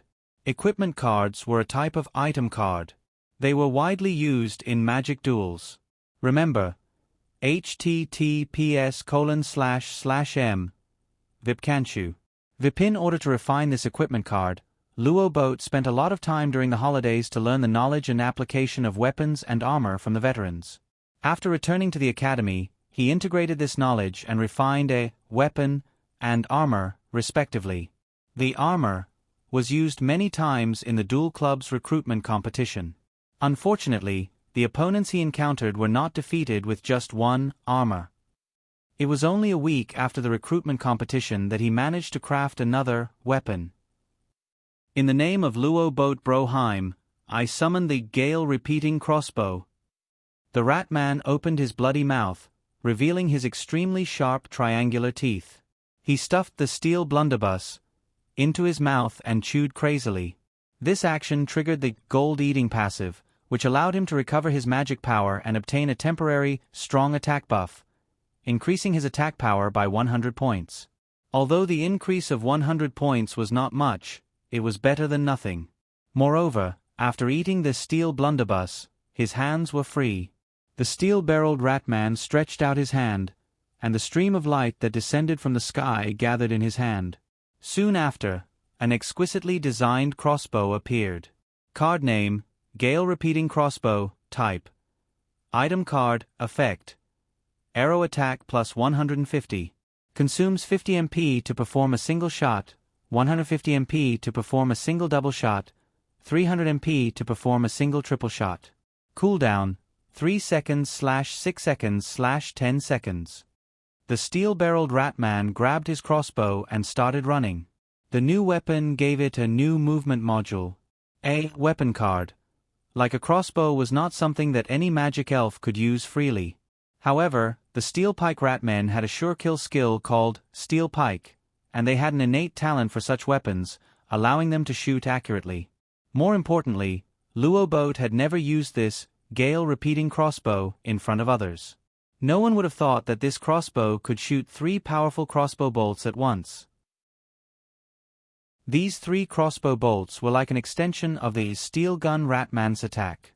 Each of them could deal around 1,300 plus 100 plus 150 is equal to 1,550 damage. As long as one of the 3 crossbow bolts hit the target and the other grazed the target, the match would be over.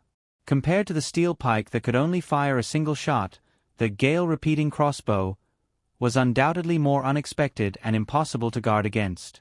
Luo Boat calmed down, and his eyes were sharp. Tick! When the steel-barreled ratman bypassed the sound-absorbing barrier and rushed into the red half of the field from the edge of the field, the sound of the turn switching sounded. Both players drew their cards at the same time. At this time, Luo C did not notice that danger was approaching. After all, the crushing victory in the Duel Club's recruitment competition had made her overconfident. Once a person stood too high, it was easy to ignore what was beneath their feet. She did notice that the steel-barreled ratman had rushed into the half of the field, but she did not think that a 3-star magic elf could break through the defense of the Winter Iceman. Although Winter Ice armor was used on Stray Rabbit, the Winter Iceman still had a sure kill skill called Winter Protection. Therefore, when she drew her cards from the deck, she looked calm. But just as she looked down at the 2 new magic cards, Luo Boat accurately seized this opportunity and suddenly shouted, "Now, triple shot!" His voice spread throughout the field through the loudspeaker. White, who was outside the field, clenched his fist and hammered down hard. His eyes were shining. When the Gale Repeating Crossbow was summoned, he guessed Luo Boat's tactic. Although this was a tactic that could only be used once, it was already significant to be able to win this game. No one wanted to be defeated in the Dao battle. Only the winner could be remembered forever. White's battle did not go well, and naturally, he wanted to see Luo Boat work hard with his regrets. This is the turning point of victory. He stared at the field. Dake, who was nearby, suddenly had a bad feeling. Diana's cheers also stopped abruptly.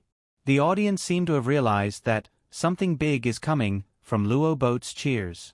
Almost at the same time, they focused their attention on the steel gun Ratman that had received the order. The Ratman robot only had half of its face left, and it instantly stood still. It placed the Tempest repeating crossbow on its left arm, and the mechanical eye on its left face emitted a blinding red light. A laser-like line of sight shot out from its eye, and it passed through the center axis of the Tempest repeating crossbow and shone on the red magic ball. Its intention was exposed at this moment. But the moment the red light shone on the red magic ball, the steel gun Ratman's magic power had already been channeled into the Gale repeating crossbow, under the guidance of the Sure Kill skill. The surging magic power condensed on the Gale repeating crossbow, and formed 3 arrows. Then, starting from the first arrow, there was almost no gap. The 3 arrows were fired in succession. These 3 arrows were almost completely aligned with the line of sight. The distance between the 2 arrows was not more than the length of the arrow. Whoosh! The sound of the 3 arrows being fired in succession formed a line. Luo Si, who was on the red platform, suddenly reacted, but the 3 arrows were already flying in the air. In just a moment, the first arrow had passed through between the Winter Iceman and the Sonic Bug. It was less than 2 meters away from the red magic ball. Winter God! Almost subconsciously, Luo Si shouted out the other sure kill skill of the Winter Iceman. The Winter Iceman reacted quickly after hearing the command. He waved his hand fiercely, and an ice mist spurted out from his palm. The icy mist instantly pounced on the red magic ball, but it didn't manage to intercept the first bolt. It instantly condensed into an ice wall, but it happened to freeze the second arrow in the wall. Only 1 arrow stuck out. Almost, this arrow would have passed through the ice wall and hit the red magic ball. Boom!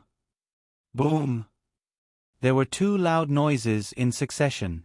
The first loud noise came from the collision between the first arrow and the red magic ball. The magic ball's enchantment of life was pierced through in an instant. It did not stop until it hit the magic ball inside the enchantment of life. And the magic value of the enchantment of life also dropped by 1,500 points in an instant. The enchantment of life with only 500 points of magic value was full of cracks, as if it would break at any time.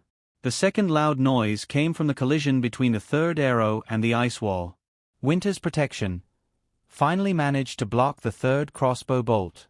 Although cracks had appeared on the ice wall, it had still managed to block the third arrow that was coming with such ferocity. Suddenly, the ice wall under the control of the Winter Iceman turned a corner and circled around the red magic ball, encircling it. Then the ice wall spread to the other hand of the Winter Iceman. The hands of the Winter Iceman slammed together, and the ice wall was forced to twist an arc at the end and stuck together in front of him. It formed a complete circle. The noise in the field stopped. Whether it was the steel-barreled Ratman, who launched the attack, or the Winter Iceman, who defended, they all stopped moving. And their masters, Luo Boat on the blue platform and Luo Si on the red platform, both had ugly expressions on their faces. Luo Si paid the price for her overconfidence and potential contempt for Luo Boat. The red magic ball's enchantment of life only had 500 points of magic power left. Luo Boat also did not grasp the turning point of victory. The remaining 500 points were also left. This indefensible triple arrow was blocked by the Winter Iceman. Just a little bit more, just a little bit more. Luo Boat took a deep breath. Just this little bit of difference was likely to determine whether he could reach victory. No, the duel is not over yet. After a short pause, he gritted his teeth and looked at the 2 magic cards that he had just obtained. The 2 magic cards that emitted a faint red light under the stimulation of magic were Blood Beast and Bloodbat. It was morning at this time, and the secret ritual card, Dark Blood Sacrifice, Vampire Earl, that could only be activated after the night fell was not effective. Therefore, Luo Boat only put Blood Beast and Bloodbat into the deck.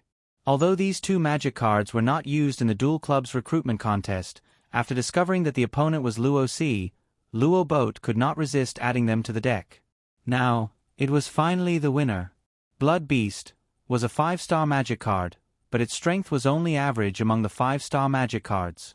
On the contrary, the 3-star Bloodbat was excellent and had a very powerful sure kill skill, Blood Source Explosion. Luo Boat's eyes flashed, and he pulled out Bloodbat from his hand and suddenly summoned it. However, before he could do so, Luo Si, who had barely regained his composure, had already started summoning. On the red side summoning area, a huge pitch-black sphere was slowly floating out of the complicated summoning array. There seemed to be divine light circulating around this black sphere, and its entire body was round and flawless. It was Luo Si's strongest 3-star magic fairy, the Mobius Worm.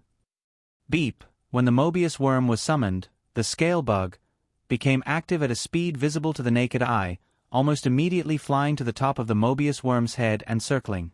Scale performance. Luo Si immediately ordered. The scale bug's flight path instantly changed, and the luminous glands at its tail flickered frequently. A melodious melody drilled out of its small body, attracting the attention of the audience. The number 1 quietly appeared above the Mobius Worm's head. Once this energy scale changed from 1 to 7, the Mobius Worm would be able to release an extremely powerful ultrasonic wave. When the Mobius Worm's core killer skill, the Mobius Loop, was understood, almost no one would order the magic fairy to attack it.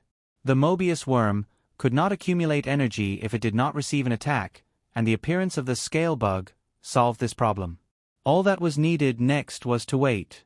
The notes that jumped every 3 seconds were like a death-hastening talisman that ravaged the opponent's nerves. In the name of Luo Boat Broheim, I summon the Bloodbat. A glaring red light lit up on the card surface, and the Bloodbat drilled out with a sharp whistle. Attack the magic conducting ball. Luo Boat issued an order very decisively. The Bloodbat had an excellent aerial advantage, and the Winter Iceman's 2 killer skills had already been used, so there was no protection above the red magic conducting ball. They had to break the magic conducting ball's life enchantment in the next 18 seconds. At the same time, the steel-barreled Ratman set up the Gale crossbow, again under his command. Even if they could not break through the ice wall created by the winter protection, it was not difficult to use the crossbow to distract the Winter Iceman. His command was very clear, and the target of the attack was also very clear. The Winter Iceman alone could not stop the Bloodbat's air attack. After only a few seconds, the Bloodbat had appeared above the red magic conducting ball. It spread its wings and suddenly swooped down, looking ferocious. The Winter Iceman, who had received the order to protect the magic conducting ball, did not hesitate to choose to resist the crossbow bolts and protect the magic conducting ball behind him. On the red platform, Luo Si, who was very familiar with the Bloodbat's killer skill, was sweating on his forehead. His lips moved quickly, and a magic conducting card in his hand gradually glowed. Luo Boat's voice rose high. Blood resistance ring. Squeak. The Bloodbat suddenly screamed as it approached the ground, and a blood-colored halo burst out from its body in an instant. Although it was not aggressive, the halo's thrust was extremely strong, and it forcibly pushed the Winter Iceman outwards. Looking at the red magic conducting ball without any protection, the Bloodbat could not help but show its ferocious fangs. Magic conducting summon. Aurora Veil. But at the critical moment, Luo Si completed the final summon. A layer of colorful aurora instantly brushed out and blocked the Bloodbat that swooped down. The Aurora Veil extended outwards in an extremely exaggerated manner, resonating with the Aurora Link on the 3 magic-conducting elves. In an instant, a huge curtain covered the red half of the arena. Luo Boat stared at the digital scale that kept jumping above the Mobius Worm's head and made the calmest judgment at this critical moment. Bloodbat. Blood Source Explosion. Boom. The sound of the explosion was earth-shattering. The Aurora Veil was torn apart by the terrifying impact. This fierce duel that lasted for 3 rounds was coming to an end. Good morning.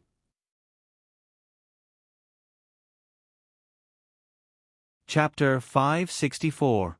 It's over.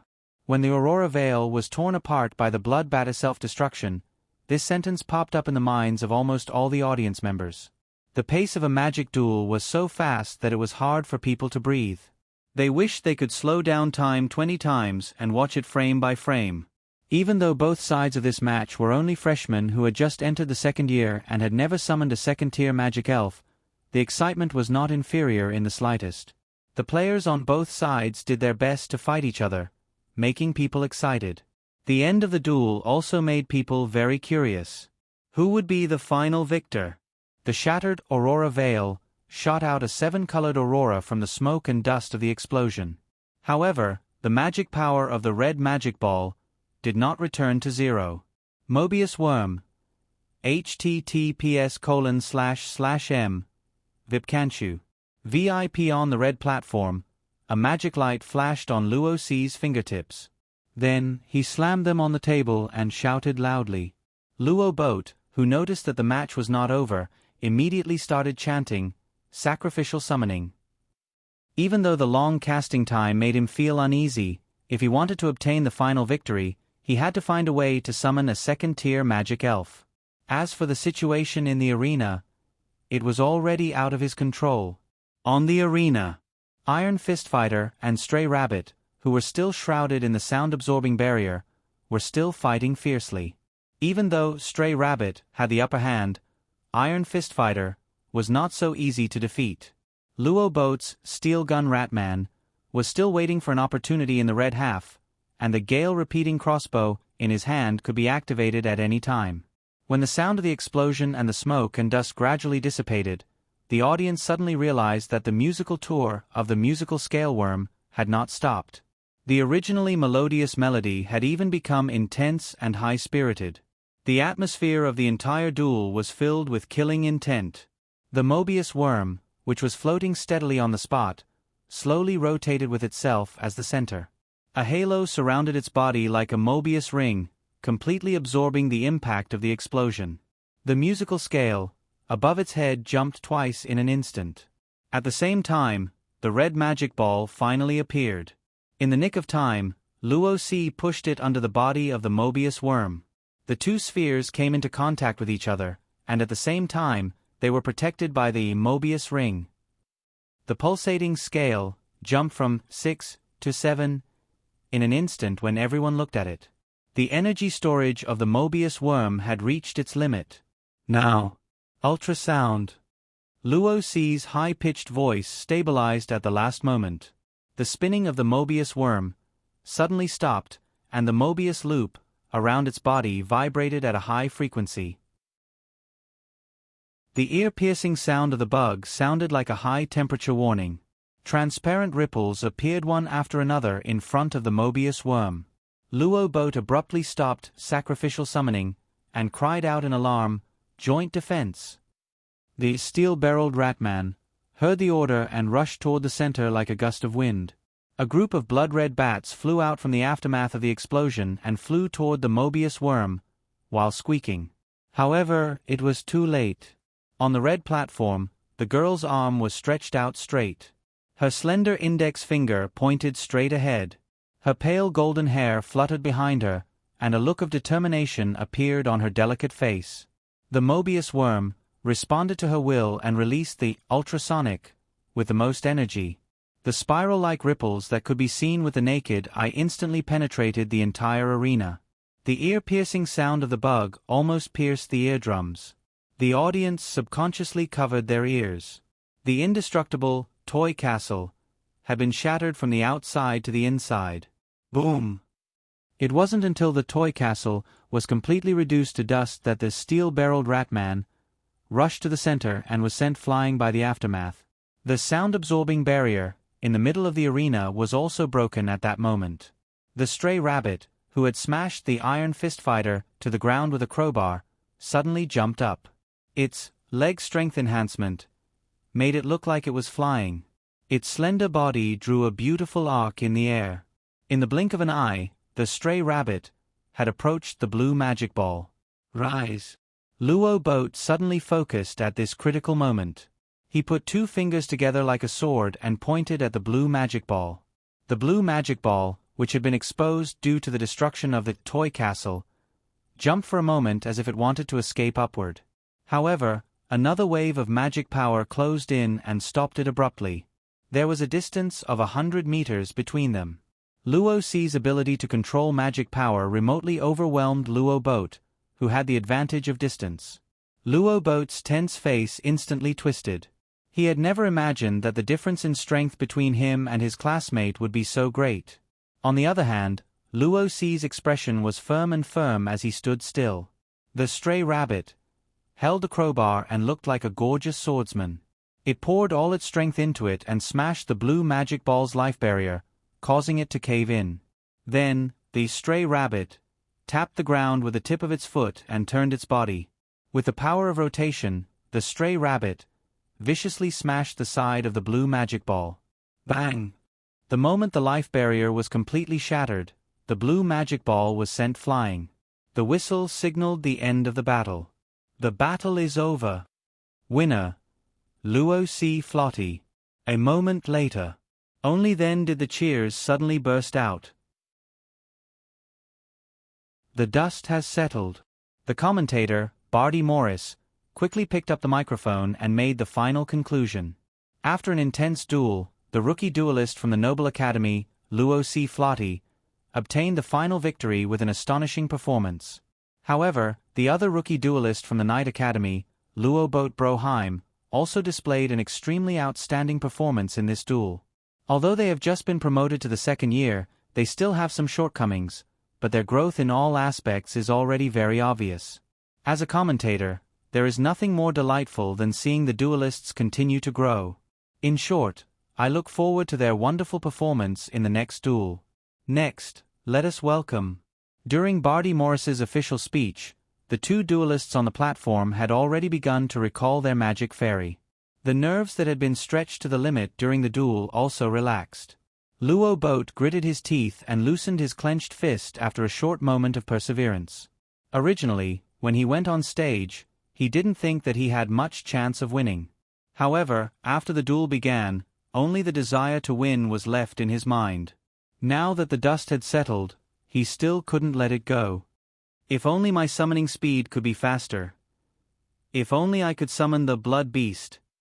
Unfortunately, there were no ifs. Luo Ci put away the magic cards one by one and turned her head to look at the audience. While she was looking around, she suddenly noticed that someone in the middle of the audience was waving vigorously.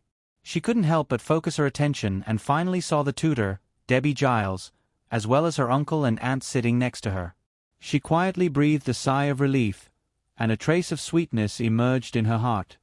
I don't know if uncle and aunt will be satisfied? With cautious thoughts, she slowly walked down from the platform. Not long after, Luo Ci and Luo Boat both entered the ring and met up with their respective friends. Anna saw Luo Ci walking over and hurriedly moved the empty seat sign away. Luo Ci sat down carefully. Anna immediately grabbed her hand and praised her with an old-fashioned look. Well done. Luo Ci happily said, No, I almost lost. She blushed and couldn't help but glance at Dake on the other side. Dake smiled and said, Well done. Luo Ci couldn't help but nod and say, Yes. Anna bit her cheek. Luo Ci immediately played with her. On the other side, Luo Boat was full of depression. It was the first time that White saw his friend so depressed. He didn't know how to comfort him. He thought for a long time and could only say, Win it back next time. Luo Boat clenched his fists and took a deep breath. Next time. White had an idea and said, We'll win it back this year on Halloween. Luo Boat frowned. White, that's not a duel. White quickly said, Then let's invite a duel. I remember that the minimum credit for a duel is 100 credits. We can participate in more duels to earn more credits and hone our skills at the same time. The duel between the second years. Alright, are there any competitions that we can participate in? Luo Boat said, There's the Silver Cup for the second years. There's also the Gold Cup for everyone except the first years. There's also the Team Championship for clubs. After we're promoted to the second years, we can sign up for most of the school's competitions. White said, Then let's sign up for the Silver Cup? Luo Boat shook his head, We need to make more magic cards and build a stronger deck. White reminded him, that requires more credits and materials. Also, if we just make the cards randomly, we won't be able to make the magic fairy we want. It's a waste of resources. Luo Boat said, we can go to the underground city to get materials. White's eyes lit up and said, that's true. We'll be able to enter the underground city soon. The two of them looked at each other and smiled at the same time. Learning, taking risks, then defeating the opponent and surpassing the goal. There was no more exciting life than this. Alright, let's go to Traveler's Street after the duel. I want to see if there are any new card packs. Let's go back and have another duel. This time I won't lose. Tactics are also part of the duel. Yes. Naturally, there would be winners and losers in a duel between two people. As noon approached, the duel between the new duelists gradually came to an end. Many of them performed well, even amazingly. Of course, there were also many who performed poorly in the duel and stretched themselves to their limits. These situations were all observed by the professors. After the duel, they would carry out targeted education for the students. If the students' mental fortitude was so bad that they couldn't participate properly in the duel, they would be banned from entering the underground city. After the second year, the students would be exposed to more things, and the professors would also face more challenges. 12:00 sharp. The last duel ended in front of everyone's eyes. The audience began to leave the arena one after another. Viscount Flotty and his wife didn't leave immediately after Luo Ci's duel ended. Instead, they continued to watch. At this moment, Viscount Flotty asked his wife, I don't know much about duels. Is Luo Ci's performance considered good? Viscount Flotty frowned and turned to the tutor, asking, Debbie, what do you think? Debbie Giles couldn't help but smile. Of course it's good. If Viscount Flotty wants to know more, you can continue to watch more duels. The second year can participate in many duels, and the possibility of Luo Ci appearing is quite high. Viscount Flotty nodded slowly and said, I'm still very free. As the saying goes, strike while the iron is hot. Before the duel ended, Dake's trio went to Traveler's Street to celebrate. Then, they returned to the dormitory to do their homework. By the time they finished the rest of their homework, it was already close to night. The trio tacitly appeared in the club's classroom. Tonight, their luck was pretty good. All 5 members of the club were present. Dake thought for a moment and gathered the magic guide fairies together. Then, he took out his club card. It's been more than a week since the club was established. He stood in the middle and opened his palm, letting the magic guide secretary float. Our club's mission points are 0. We're ranked last on the Academy's club rankings. Saying this, he couldn't help but laugh. The other members of the club shrugged their shoulders and didn't seem to care. After all, the Mystical Animal Club was essentially a club. Most of the time, the club members just treated the club's classroom as a comfortable place to relax. The unique location of the spiral clock tower made the club very quiet. It was an environment where no one would disturb them. Moreover, the club's funds were enough to renovate the club's classroom according to their wishes. The considerate president would always store a large amount of snacks and tea leaves in the club's classroom. They could organize a private tea party at any time. The naive and cute cat grass and the gradually growing anti-bird added a lot of color to the club. It was so comfortable that they didn't even want to go back to the tower dormitory.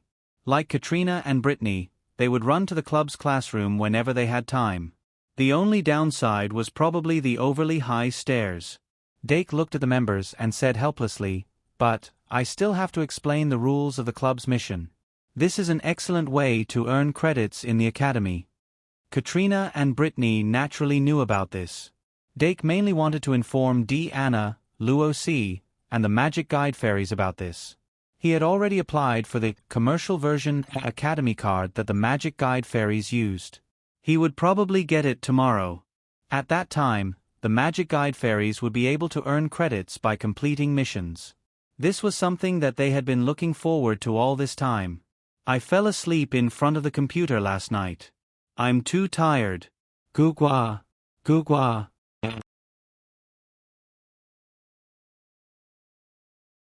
Chapter 565.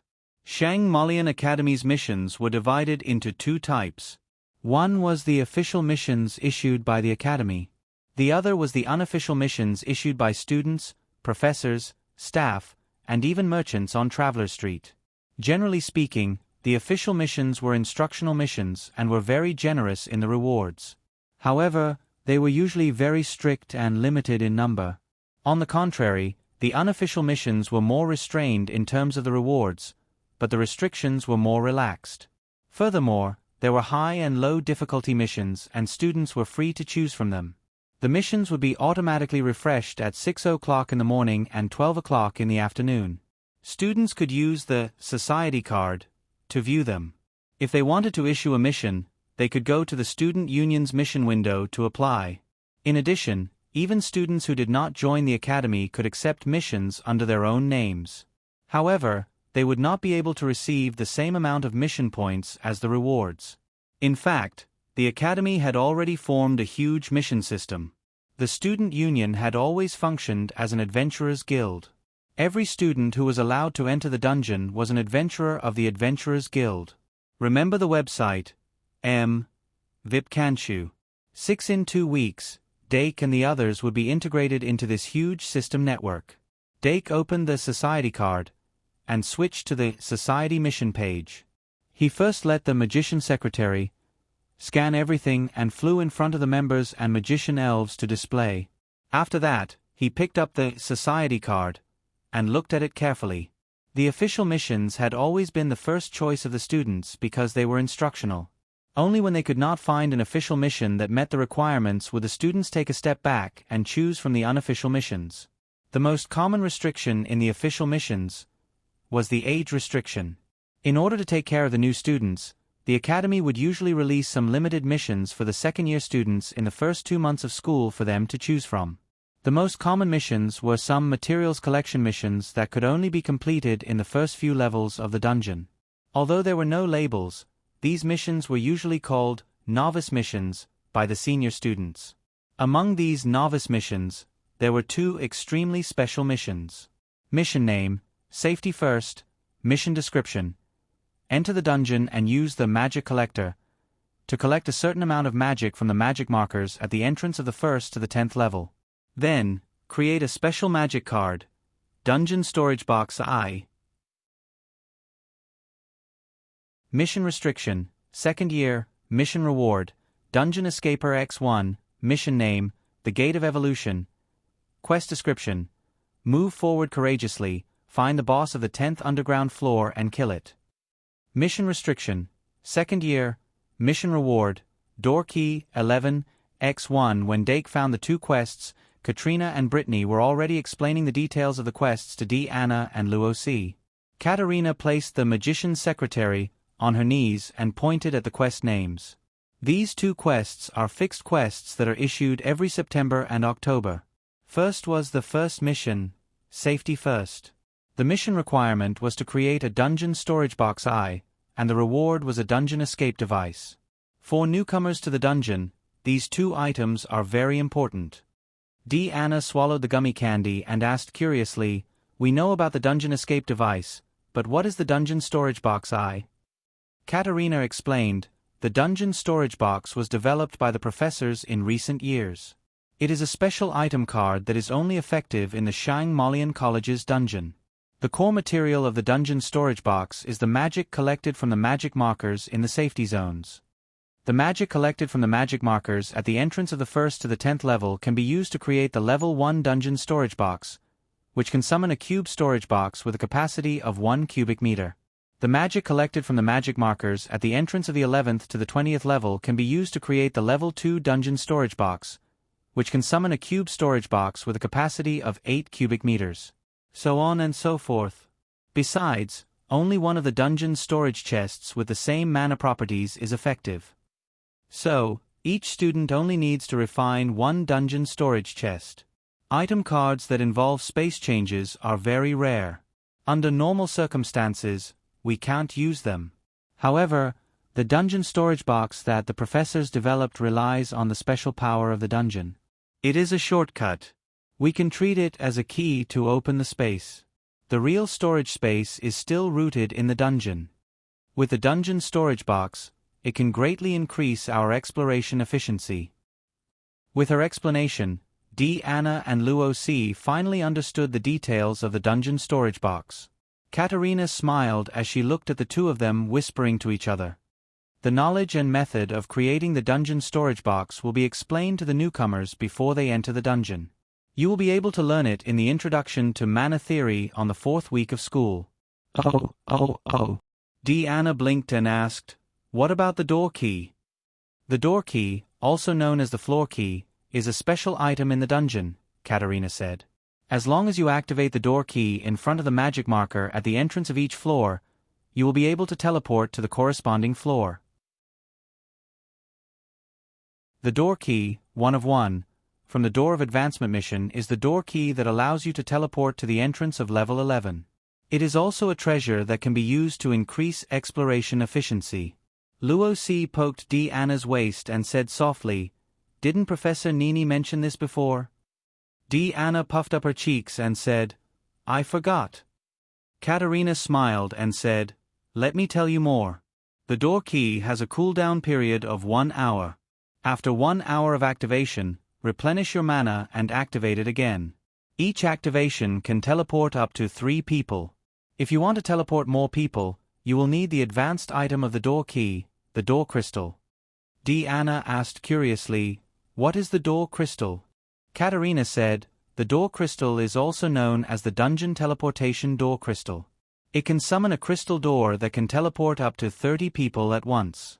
The cooldown period is 3 hours. It is rarer than the door key, and it consumes a lot of mana every time it is used. As for how to obtain it, you can obtain it from guild missions or buy it from Traveler's Street. However, due to the rarity and practicality of the door key and the door crystal, they are very expensive and rarely sold. Therefore, the main way to obtain the door key is from the treasure chests in the dungeon. In addition, the door crystal can only be obtained from the high-level treasure chests guarded by the boss of each floor. Completing the Door of Advancement mission will give you a door key, 1/1. It is a benefit for newbies.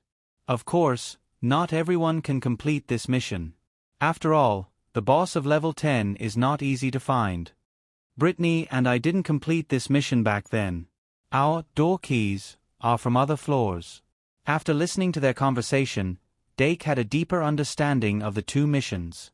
He lowered his head and thought for a moment. He then took out another mission and asked, "What about this mission?" Mission name, guide, mission description.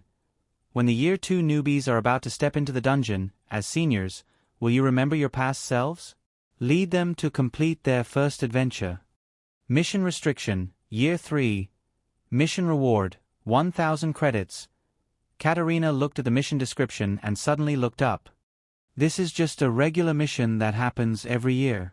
Basically, as long as you lead the Year 2 newbies to complete the Safety First mission, you will receive 1,000 credits. The mission reward is not bad, but it will take a long time to go from level 1 to level 10. If you leave at noon on Friday, you will have to sleep in the dungeon for at least 1 night. Therefore, there are not many Year 3 newbies who are willing to accept this mission. Okay, I understand.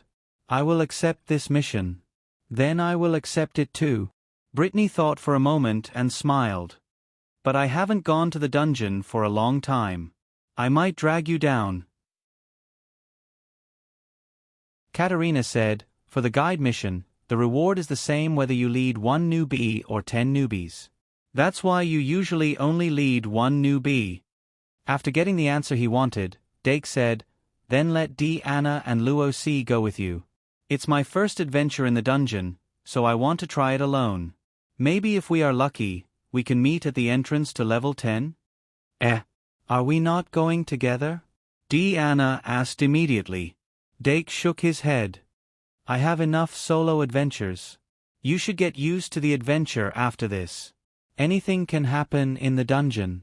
If you are separated due to an accident, the ability to adventure alone can save your life." Anna patted her chest and said, "If I am alone, I will be fine." Luo. She purposely glanced at Luo as she spoke. However, Luo immediately retorted, How dare you look down on me when you don't even know the way? Anna stuck out her tongue and said, I'm just not familiar with it. Luo Si said dejectedly, but Dake is right. We can't stay together forever. We have to learn how to face danger alone. After this part of the conversation ended, Dake glanced at the magic elves who were looking at him eagerly and sat down on the sofa. Meow. After a series of meows, the magic elves swarmed over and surrounded him. He picked up the society card and pulled the mission interface to the non-official missions section. The official missions basically had restrictions. If the magic elves wanted to accept a mission, they would have to look at the non-official missions. Dake looked from top to bottom. When he saw a suitable mission, he would pause for a while and let the magic elves take a closer look. After they memorized it, they would continue to look. The non-official missions were extremely numerous and varied. If one looked carefully, they could even find some missions with single-digit reward points. These missions could be said to be very simple. Most of them were missions that the mission giver wasn't good at or wanted to save time, so they chose to ask for help. However, for the magic elves who could only obtain credits from Dake, no matter how few credits were, they were still credits. They would be happy to use their free time to earn property for themselves and then use it to buy things that they wanted. However, to accept and send missions, they had to go to the student union's mission window or the mission hall. Once they had the commercial version Academy card, Dake would choose a time to take them to the mission hall together. The moon was bright and the stars were sparse. On the second Saturday night of the semester, the members of the Magical Animal Society and the Magic Elves each expressed their own opinions. On Sunday morning, Dake received a stack of commercial version Academy cards from the Shangmalian Academy's External Affairs manager. The manager seemed to be very enthusiastic and kept saying, "Happy working with you." Dake went to the Ultimate Duel Club shop in confusion and suddenly found that the shop, which had been deserted the day before, was full today. It seemed that this duel simulation had spread throughout the Shangmalian Academy after only 2 nights of fermenting. Although there weren't many people who came to buy the duel disc, there were many people who crowded in the shop to buy card packs. Dake stood at the door for a while. Seeing that Eve and the Aaron sisters were busy dealing with the customers, he quietly slipped away. Although I don't know how it started, it seems to be very popular, right? He laughed and was happy to see it happen. In the Magical Animal Society, the Magic Elves were already itching and waiting for Dake to bring the commercial version Academy card. Among them, Meow Meow was the most eager. As the cat with the most dexterous hands among Dake's Magic Elves, it could accept a lot of missions, especially those carving missions. Not only could it obtain credits as a reward, but it could also be used to hone its skills. It could be said to be killing 2 birds with 1 stone.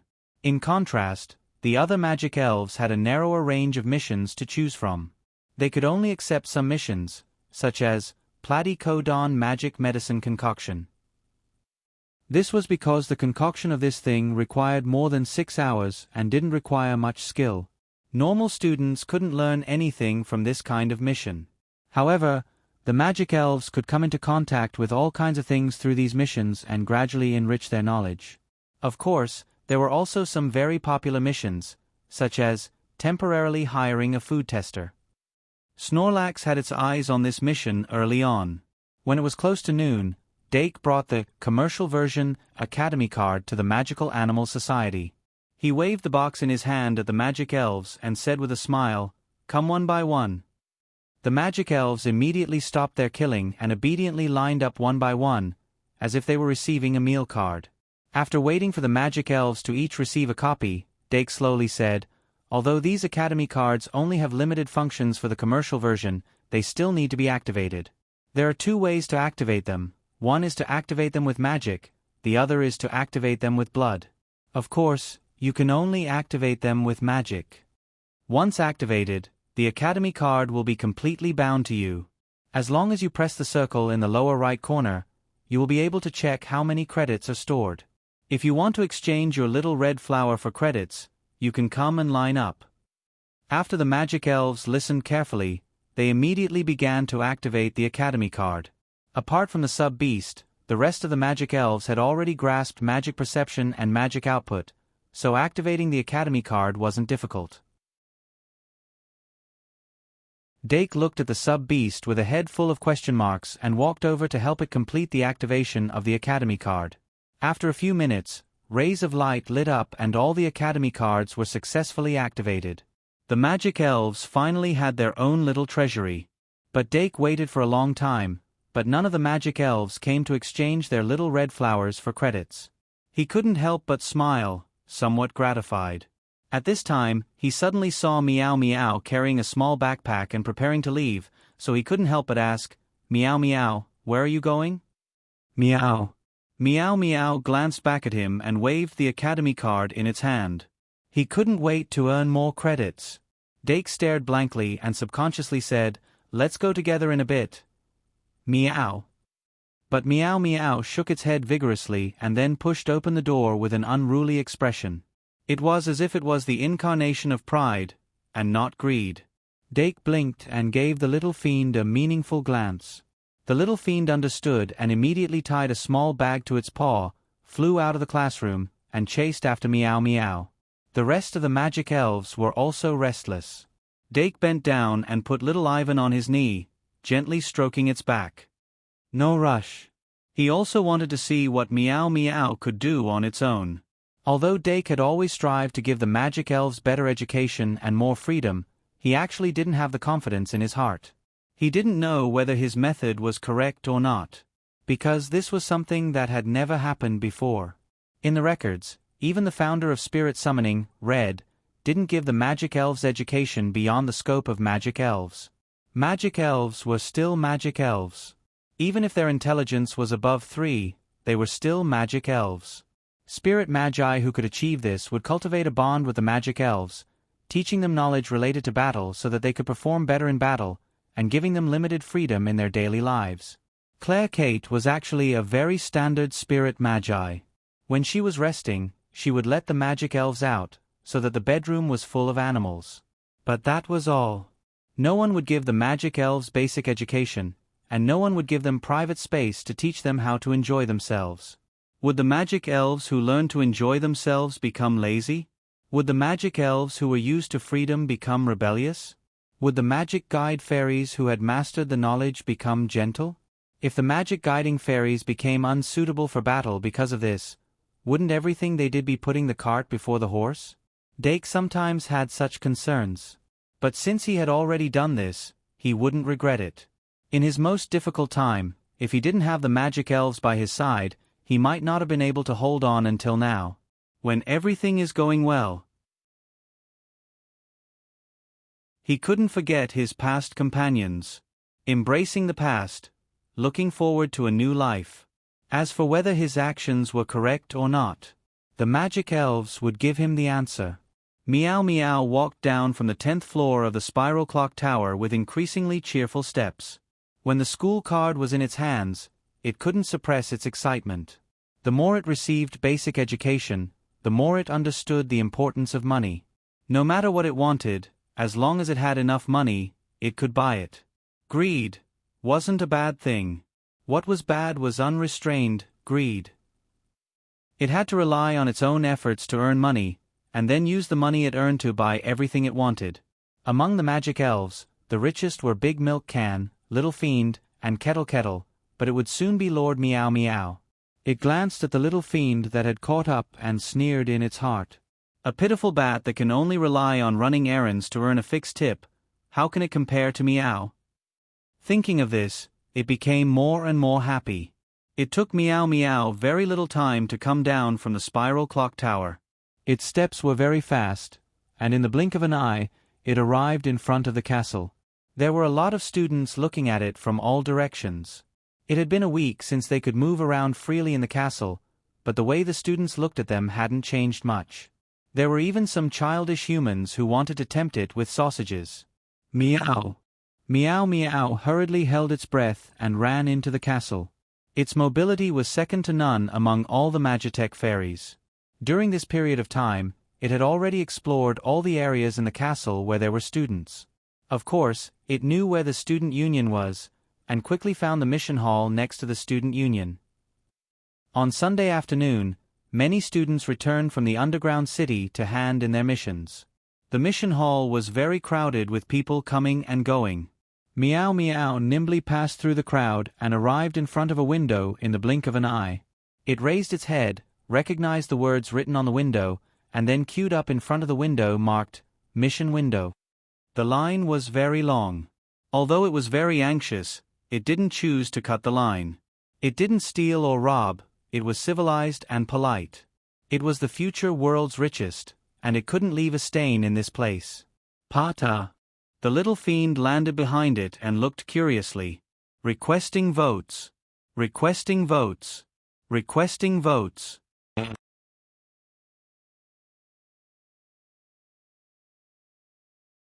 Chapter 566. Maureen Bridges had noticed the two magical elves the moment they entered the mission hall. However, she was too busy with her work and ignored them.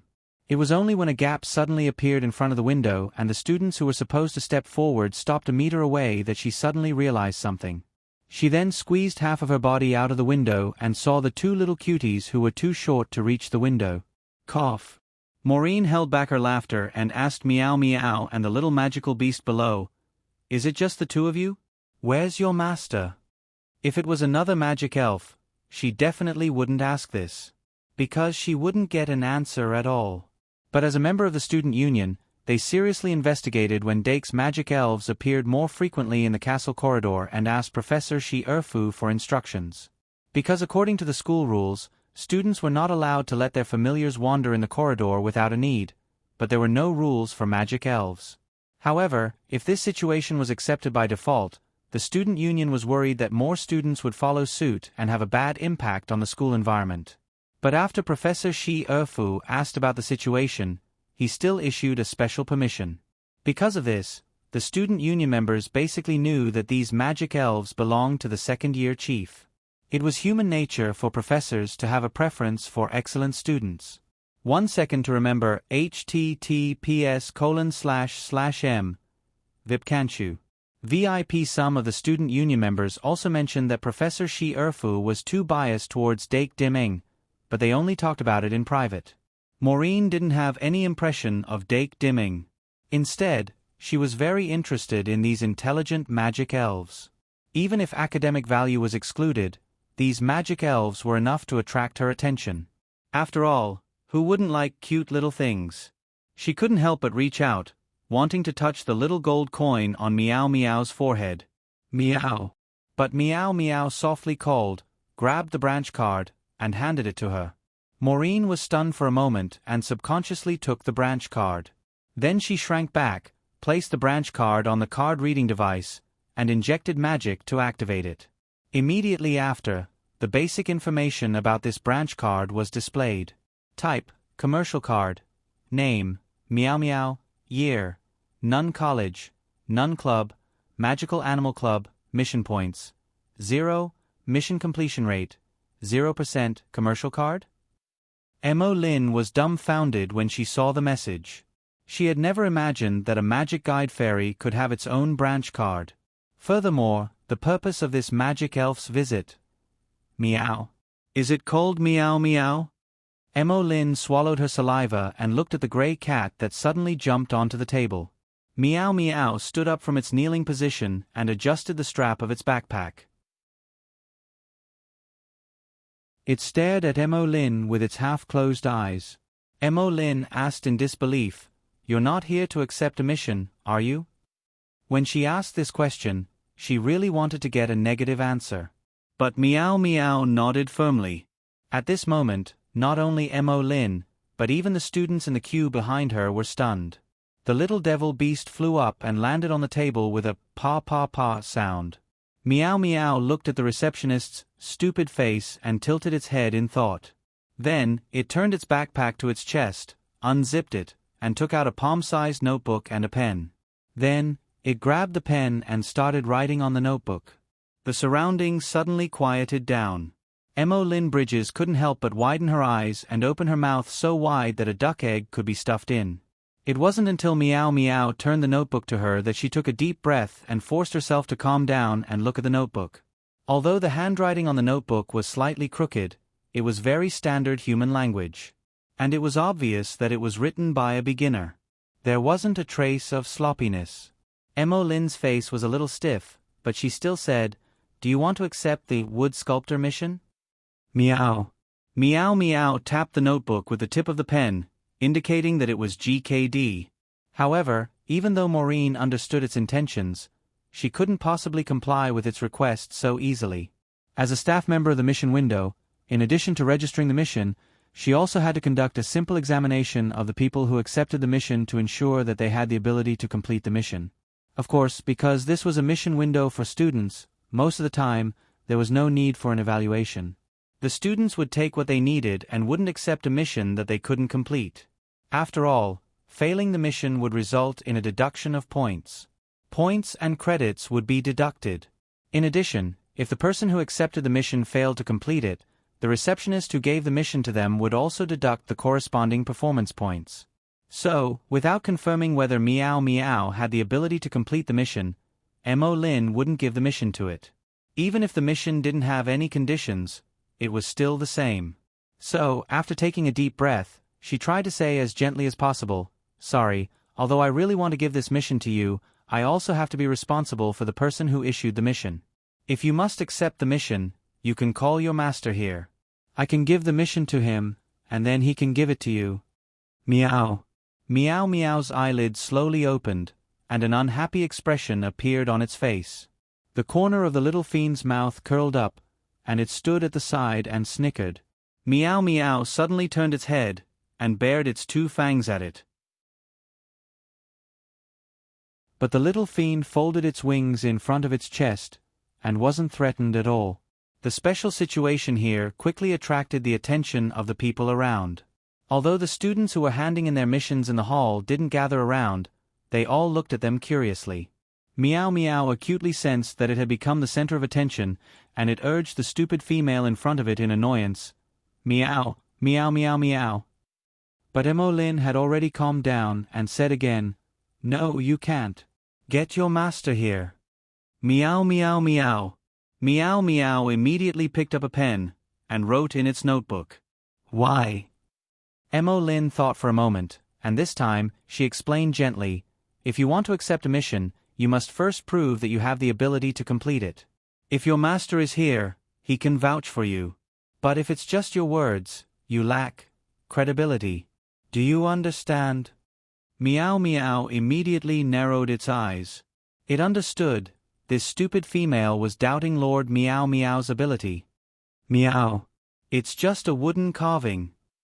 It wrote so in its notebook, then opened the zipper of its backpack, took out a round piece of wood about 10 centimeters long, and placed it on the table in front of everyone's eyes.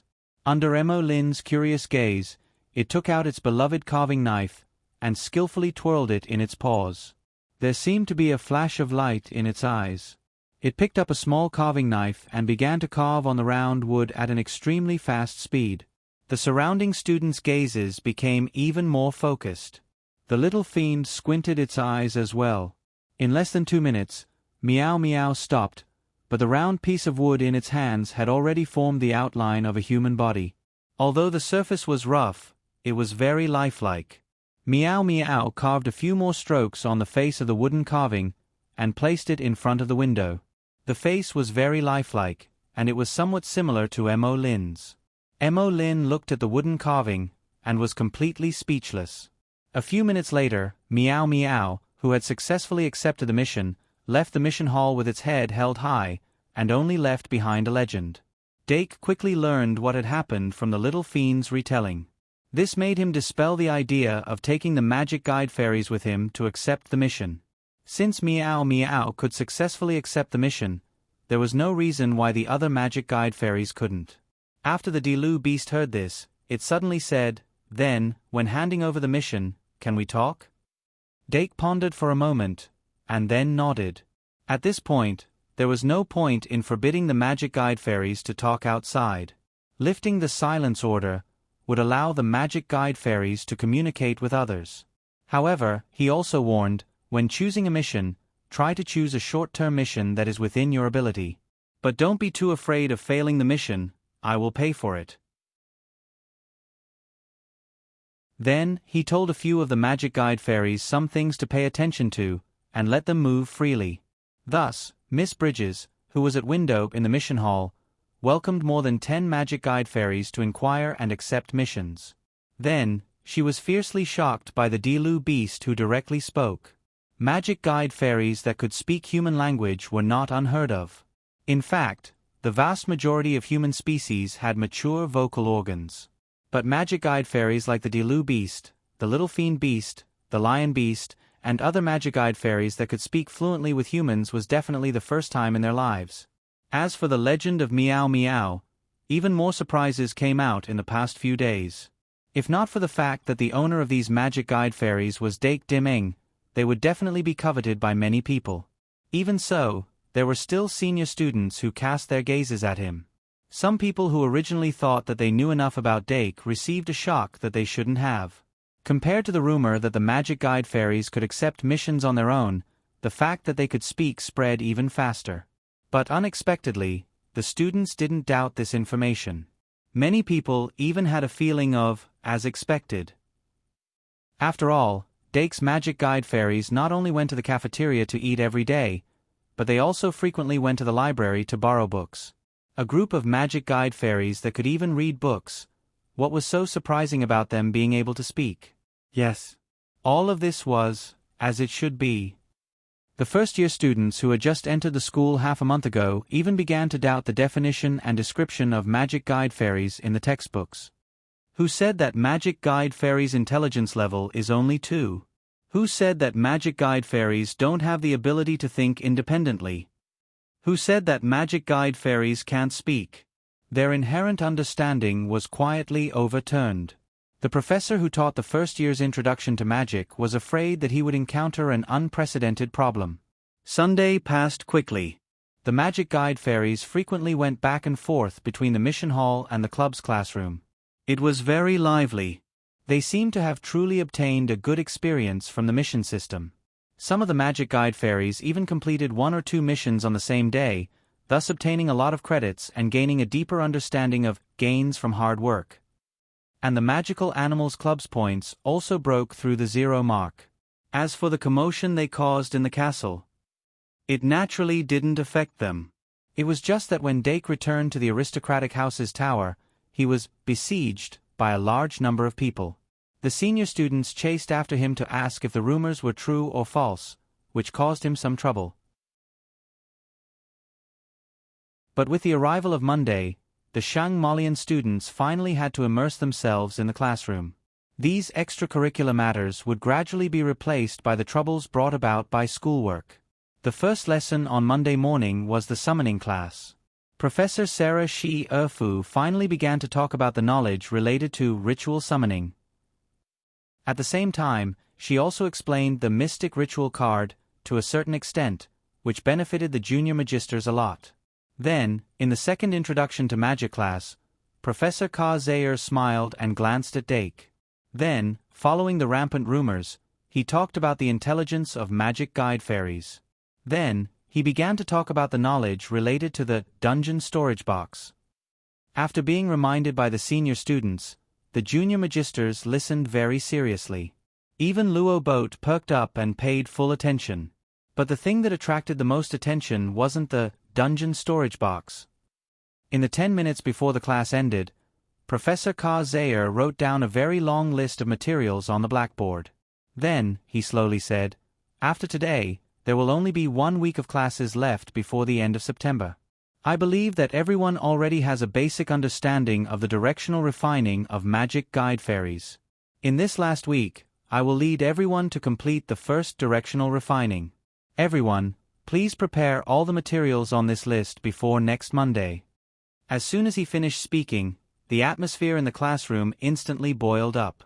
Someone immediately raised his hand and asked, Professor Ka Zayer, can you tell us what kind of magic guide fairies we need to refine next week? But Professor Ka Zayer put his magic wand in front of his lips and said, this is a secret. Of course, you can also speculate on the materials. After that person sat down, another girl raised her hand. Professor Ka Zayer gave his permission. The girl timidly asked, Professor, what if we don't have enough credits to buy the materials? Professor Ka Zayer chuckled and said, "You are already in your second year. Most of the school systems are already open to you, and there are many ways to obtain credits. I think that if you look seriously, you will be able to gather enough credits before Monday." After this question and answer, the few students who suddenly realized that they didn't have enough credits instantly turned pale. Dake glanced to the side and saw that White and Luo Boat's faces were extremely ugly. He couldn't help but smack his lips and say, "Sin, sin." He remembered that yesterday morning, he seemed to have seen the figures of these two students in the Ultimate Duel Club shop. At that time, they seemed to be opening card packs? But this time, the materials needed for the experiment in class aren't cheap. After Dake completely copied down the list of materials, he quickly estimated the total price of the materials.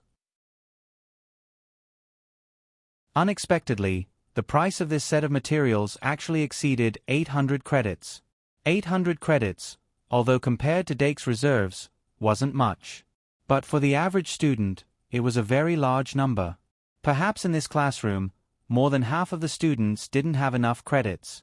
But even if the majority of the students didn't have enough credits, they shouldn't be too far off. After that, they only needed to go to the mission hall to take 1 or 2 missions to gather enough credits. Professor Ka Zayer most likely wanted to use this opportunity to let them take the initiative to familiarize themselves with the process of handing over missions. It could be said that he had given a lot of thought. What about the students who had too much credit difference? What else could they do? Take a few more missions. Monday afternoon's class was Potionology. Professor Thompson specially went over the methods of making Magic Recovery Potion and Magic Speed Potion again, and went deeper into the methods of making higher-level Magic Recovery Potion and Magic Speed Potion. But the higher the level of these two potions, the greater the requirements for magic manipulation. It was very difficult for a second-year student to complete the production. Not to mention refining these two potions into a magic card. That was obviously even more difficult. But if one wanted to fight a long battle in the underground city, this type of potion or magic card was very necessary.